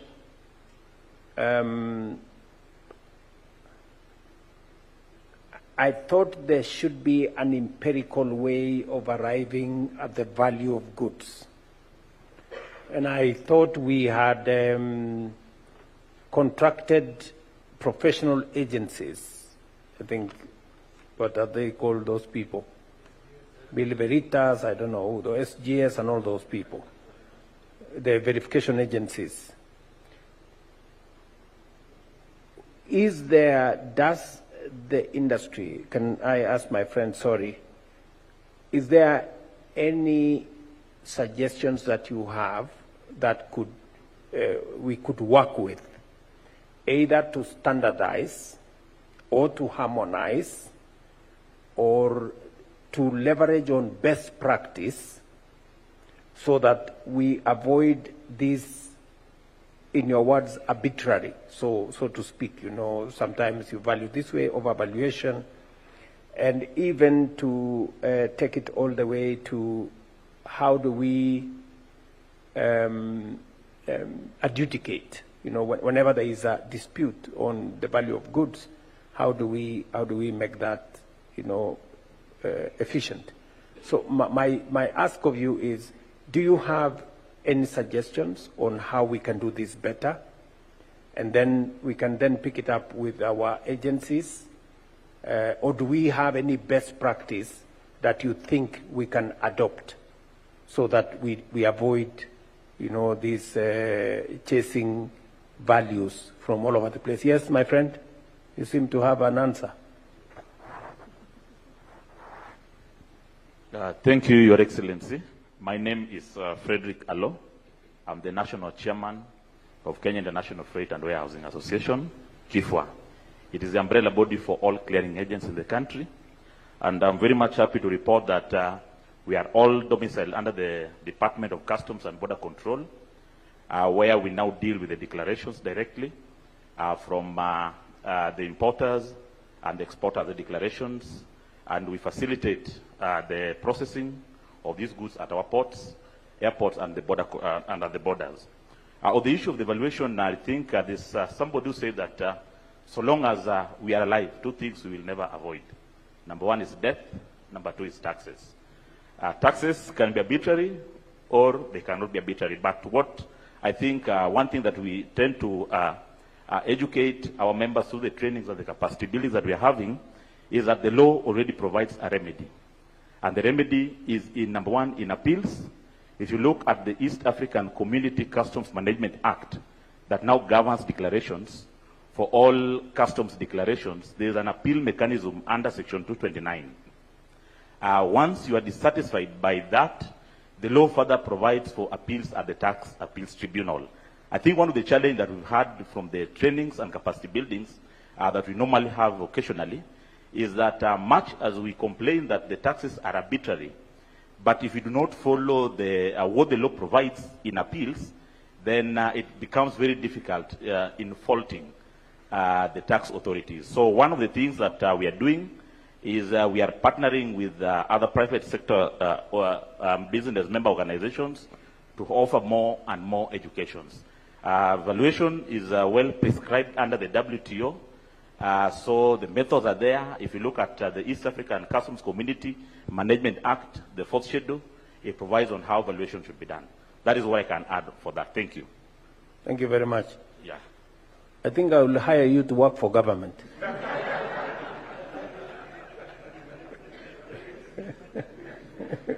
Your Excellency, sorry, maybe if you permit me, allow me to raise my hand on two other issues before you hire me. And on the UCR that was raised, I think the Kenyan Trade Network Agency is amending the National Single Window Electronic Act, if I'm not wrong. We've received the notice, I think the CEO wrote to us. I've gotten an invitation officially. They're trying to do public participation.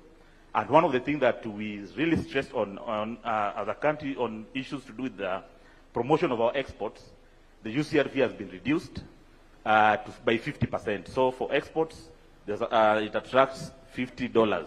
I think the public participation has been slated we are going to do it. Lastly, Your Excellency, on the issue of now the local traders, I think we have a big problem with also the local clearing agents. We have the shipping lines, some do even the clearing, and if you are not careful, much as you strive very much to build, to have more employment opportunities, many of our members are going to go out of employment because if you make money in the freight, why do you want to do clearing? It's going to drive many people out. We kindly request you to help us. Thank you. Thank you very much. I agree with you that shipping lines should not be doing clearing. I think I agree with you. Yeah. And I think already Lee knows what he needs to do. And then number two, I'm happy that there is some discussion on that UCR. And there's already a notice of public participation to see how that will work out. So if we can, I think, pick up from there, Waziri, now progress with Kentrade and all the other players so that that UCR that is giving problems to the council, make sure that they also get the notice for public participation so that they can bring their issues. And please come with all the numbers that you just shared.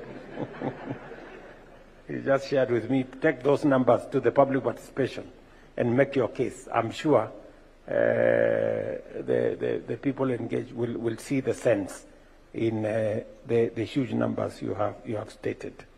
So I think what has been said, my good brother, there is, are we using best practice? Are we using the international standards? And even though there is an appeal mechanism, is there a way we can avoid overvaluation? I think that is so that you don't have to go through the hoops of appeal and that kind of view. How do we make sure that the valuations are good from the beginning so that you don't have to reduce them by using the appeals mechanism? I think that is a challenge that, Lee, you can take up with our people in that space so that we can take care of the concerns of our friends there. Number two is, I think, making that whole space transparent, making it easy for people to follow up. On the issue raised by the gracious lady on the national tax policy, predictability, I think it is a matter that we have canvassed, not once. It is a matter that is already in the works. We have already, as you are aware, we are consolidating the place using policy. The national tax policy is already underway. We will try and progress it into a much more solid space using legislation so that we can create, as you use the analogy of a farmer, and I am a farmer, so I can relate very well with what you're saying. And then, of course, dealing with the challenge of counterfeits. And Lee, your office has the instruments to deal with that, and you know how counterfeits distort the whole space and create a space that is undesirable for industry. Did you have something? Yes, Your Excellency. With respect to the valuations, I think the appeal mechanism exists and is open. But the challenge is your cargo is arriving.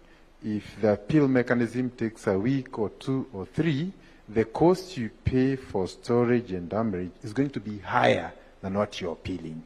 So I think what we would need is a period within which this must be done. It is open, it is transparent, and I'm already working with KRA so that those concerns can be addressed once and for all.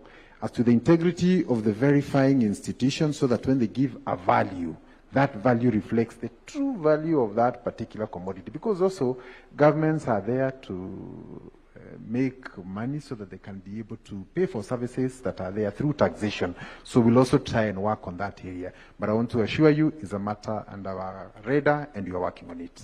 Thank you. I think on the counterfeit, Your Excellency, the other thing to do maybe is re-establish back the multi-agency on the counterfeit so that it brings all those agencies, including DCI and everyone else, but to work a bit more efficiently than before. I think that will deal with that. Yeah, agreed, Your Excellency, but also to note that within the Anti-Counterfeit Authority, we have even CAM and other agencies represented. So I think we also, maybe we shouldn't duplicate. If you have other members you would want us to include, we are happy to do that. Thank you. Okay, thank you. I think the last two, because the others were taken as we were discussing the progress report. For manufacturing, I think we had already done the cost of energy. You are representing everyone on the cost of energy, and you can maybe comment on one solution that we need to add on that cost of energy. I think on the counterfeit, I think we've covered. And then there was one more on, I think on the VAT refunds, which I think we've also covered. But I think, yeah. So, thank you. Your Excellency, my name is Tobias Alando. I'm the CEO of CAM. On the cost of energy, we are about 70% uncompetitive in terms of cost of energy, looking at East Africa and even Africa at large. And this is an issue that has come from time ago. It's not the issue of this government, but we need to find a solution in terms of addressing it. And our proposal is removal of 6% growth requirement on time of use tariff policy. I think with that, 6% growth requirement. So for you to enjoy the times of use tariff, there is a commitment that you have to put in terms of 6% growth for you to enjoy the time of use tariff. So we are proposing that be removed because it's in the policy, just to encourage more people to utilize off-peak that was proposed for the manufacturing sector. The other proposal is about exempting the generators, the power generators from VAT. I think that would enable us. These are short-term proposals. The long-term, of course, is dealing with the PPA, power purchase agreements, which I know your government is able to deal with. And of course, we appreciate the unlocking that you did in the infrastructure, in the road sector, in terms of the pending bill. That has also had a ripple effect on the manufacturing sector because we supply raw materials. So we do appreciate that effort. And I believe in the long term on the power, you may find a solution. And we are looking forward. Thank you. You know, we are torn between power that is available and power that's affordable. At the moment, we cannot quite bring it together, but I think progressively, and I'm very happy that you are positive about it, we will get to that equilibrium where it will not only be available, but it will also be affordable. I will look at the proposals you have raised. Eden, can you mark for me 6%? They want 6% growth, something, if you are to use the off-peak power tariff. Yes. And also exemption on power generation. What do you exactly mean power generation? Power generators be exempted from VAT so that they pass. Independent ones or all? The generators. All generators. Yes, yes. Okay, let's mark it, and then maybe you can follow it up, Lee, and then we see whether how significant, maybe the elimination of VAT, I don't know how significant that will be in terms of the cost of power. But I think it is something we can consider.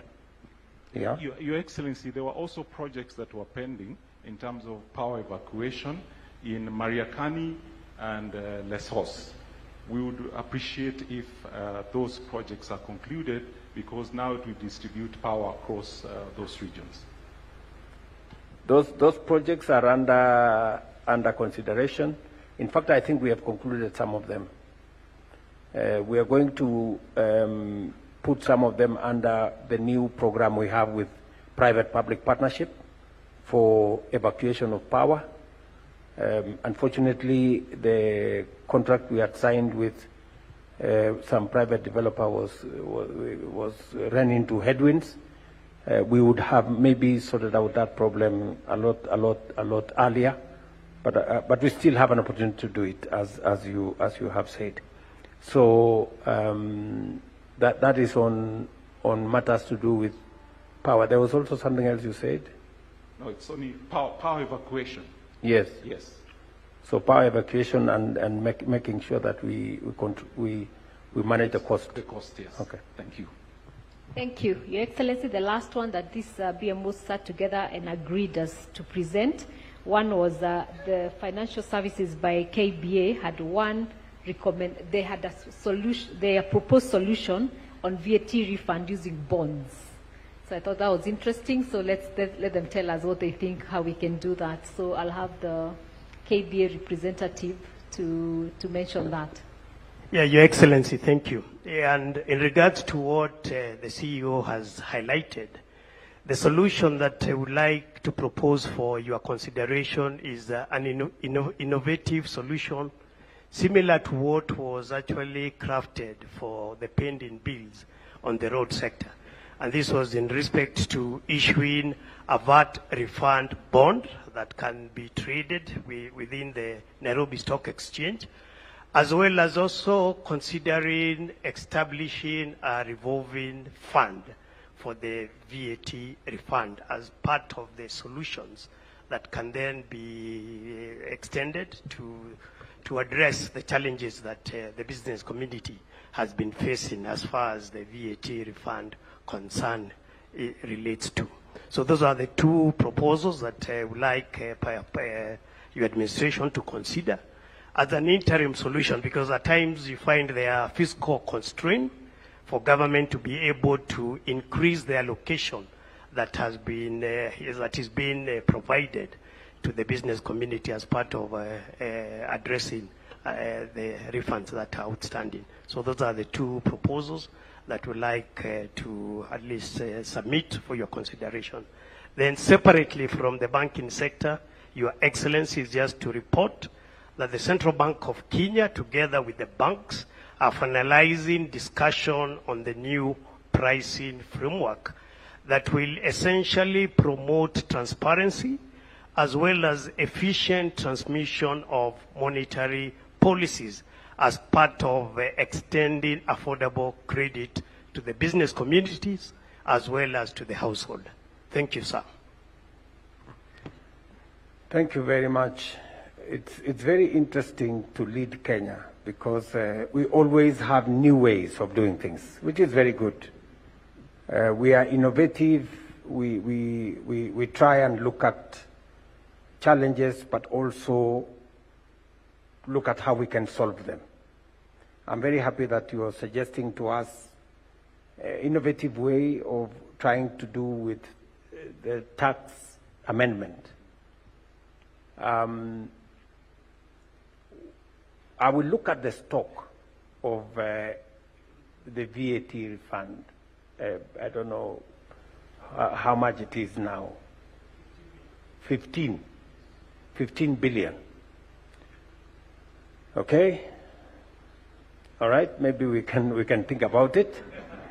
The reason why we are looking for alternative sources of funding to facilitate our public sector interventions. And you have said it correctly. We have had 3 different interventions that are innovative. You know, many people had issues with them, including even our development partners, including even our financial institutions, international financial institutions, but they have come to appreciate that Kenyans can be innovative. That the innovation around M-Pesa was not the only one. We had innovation going on in Kenya. We innovated the way we deal, for example, with fuel products. When we signed into what we called the G2G arrangement, it was not really a government thing. It's a private sector driven innovation. Today, many countries are coming to ask Kenya, how did you do it? We have, of course, innovated also the issue of how to settle our pending bills in the transport sector. Many people had misgivings about it. We told them it can be done outside borrowing from and using the budget as a mechanism. We have, and I appreciate what the CEO of CAM has said, that we have paid 60 billion about 3-4 months ago. We are due to pay another 60 billion in one bullet, again in another maybe 3-4 weeks. We are looking at injecting more resources going into towards the end of this year. Again, we are looking at paying more pending bills that have been verified so that we can inject liquidity into the space. And it also speaks to what somebody was saying here. We want the macros to begin to get into the micro.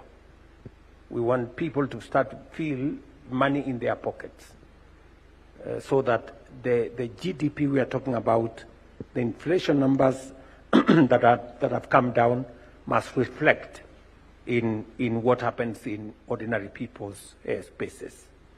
So I will look at the innovation you have suggested. I think with the 3 issues you have asked me to do, let's see how far that goes. If it doesn't go far enough, we will look at the innovation you are suggesting. I am also happy that the banking sector is working with the central bank to see to it that the policy interventions that we have made find their way into the financial system. The question I am sure everybody here wants to hear your answer about, representing the banking industry, is, look, Treasury bill rates have come down from 16% to 8% last week. When are you going to bring down the interest rates? I mean, honestly, when are you going to bring down the interest rates to reflect the coming down? I have taken more responsibility to scale down what we are borrowing as government so that the treasury bills have come down. The treasury bonds have come down from 16 to about 8 point something. My good friend, would you like to say something about what the banking sector is doing to make credit more accessible? Because that was my primary reason. Do you want to say something? Yes, thank you for that question, Your Excellency. As the banking sector, what you've said is right in regards to the slow reduction of lending rates.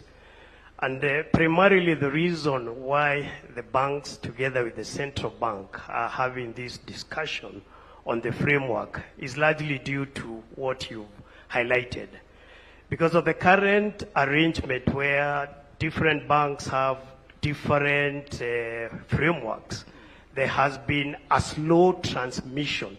Banks have been essentially reducing rates in line with the treasury bills, but not as fast as is expected.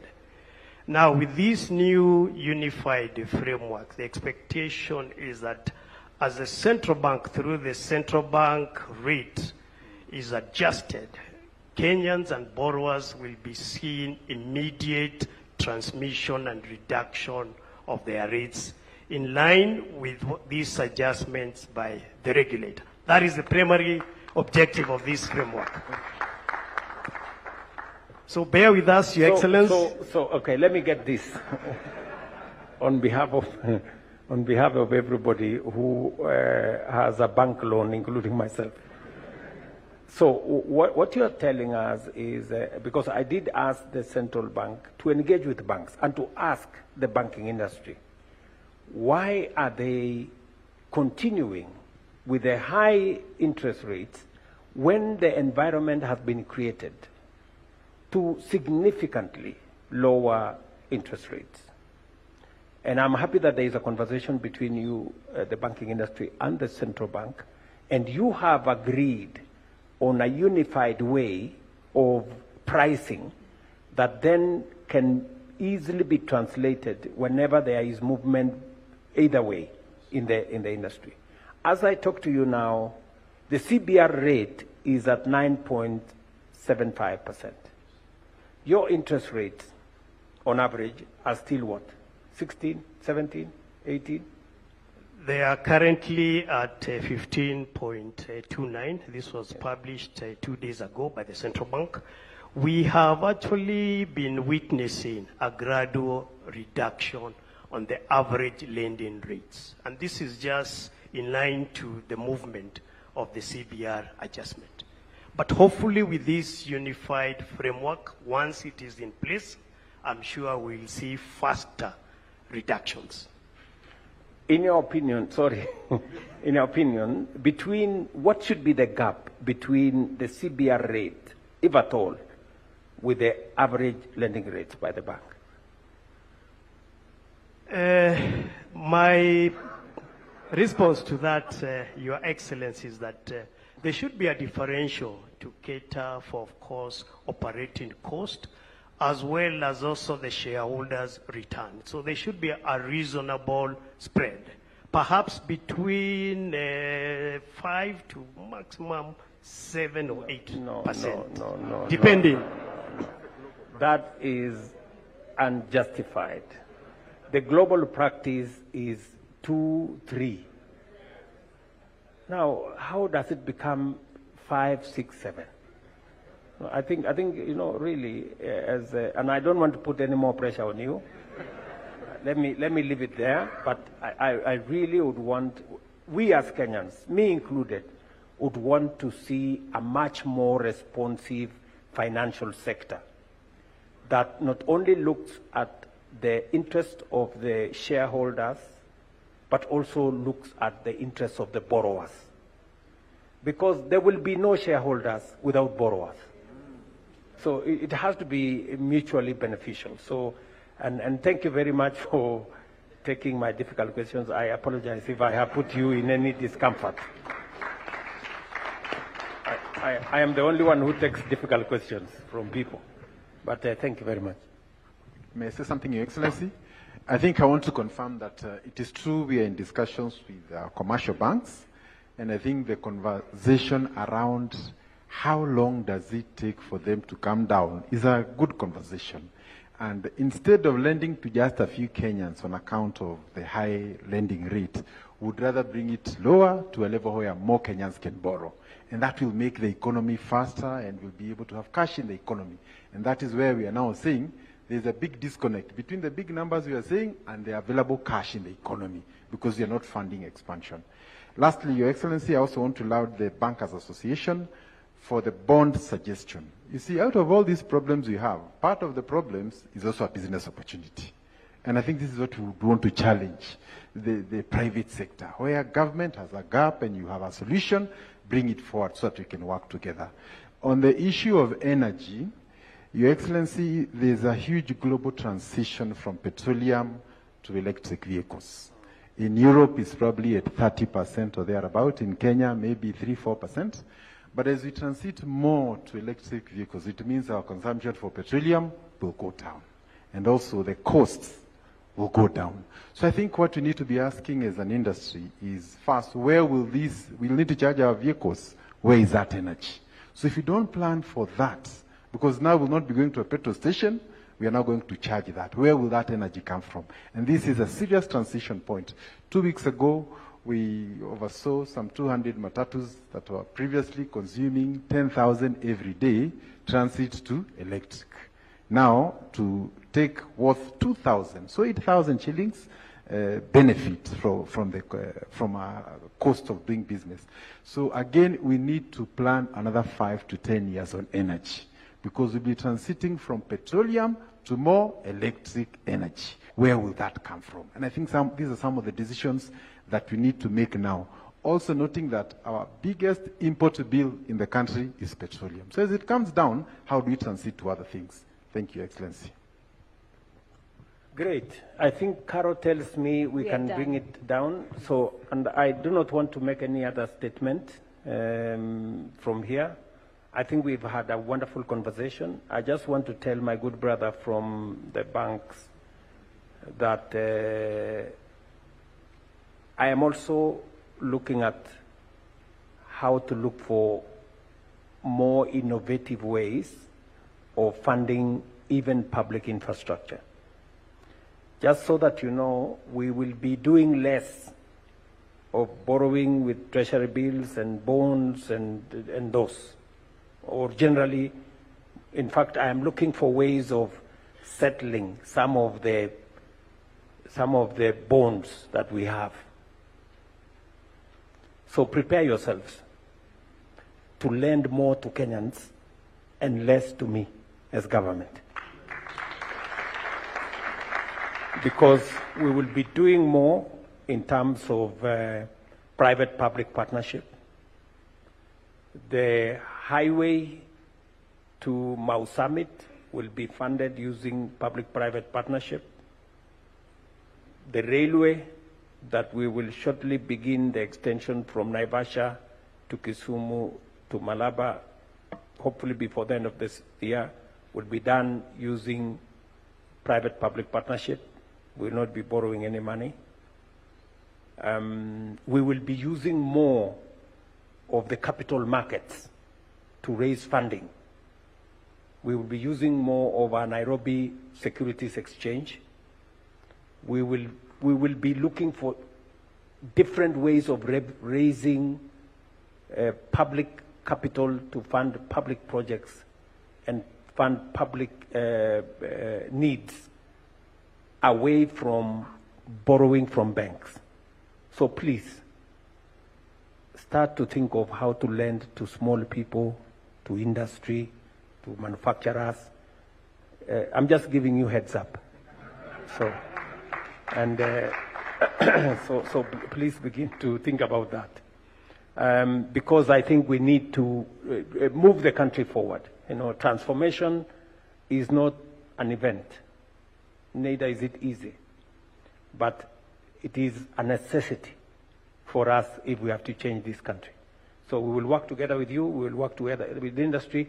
I want to give you my assurance as KEPSA that you have my full attention, my full commitment, and whatever it is that we can do in the short term. Minister is here. He has a clear brief on his assignment, and we will do this together as a government and as a nation, working with everybody. Thank you very much.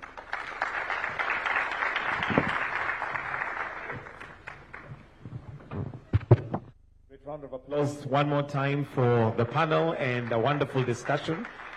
With your permission, Your Excellency, I'll request for just 2 photos.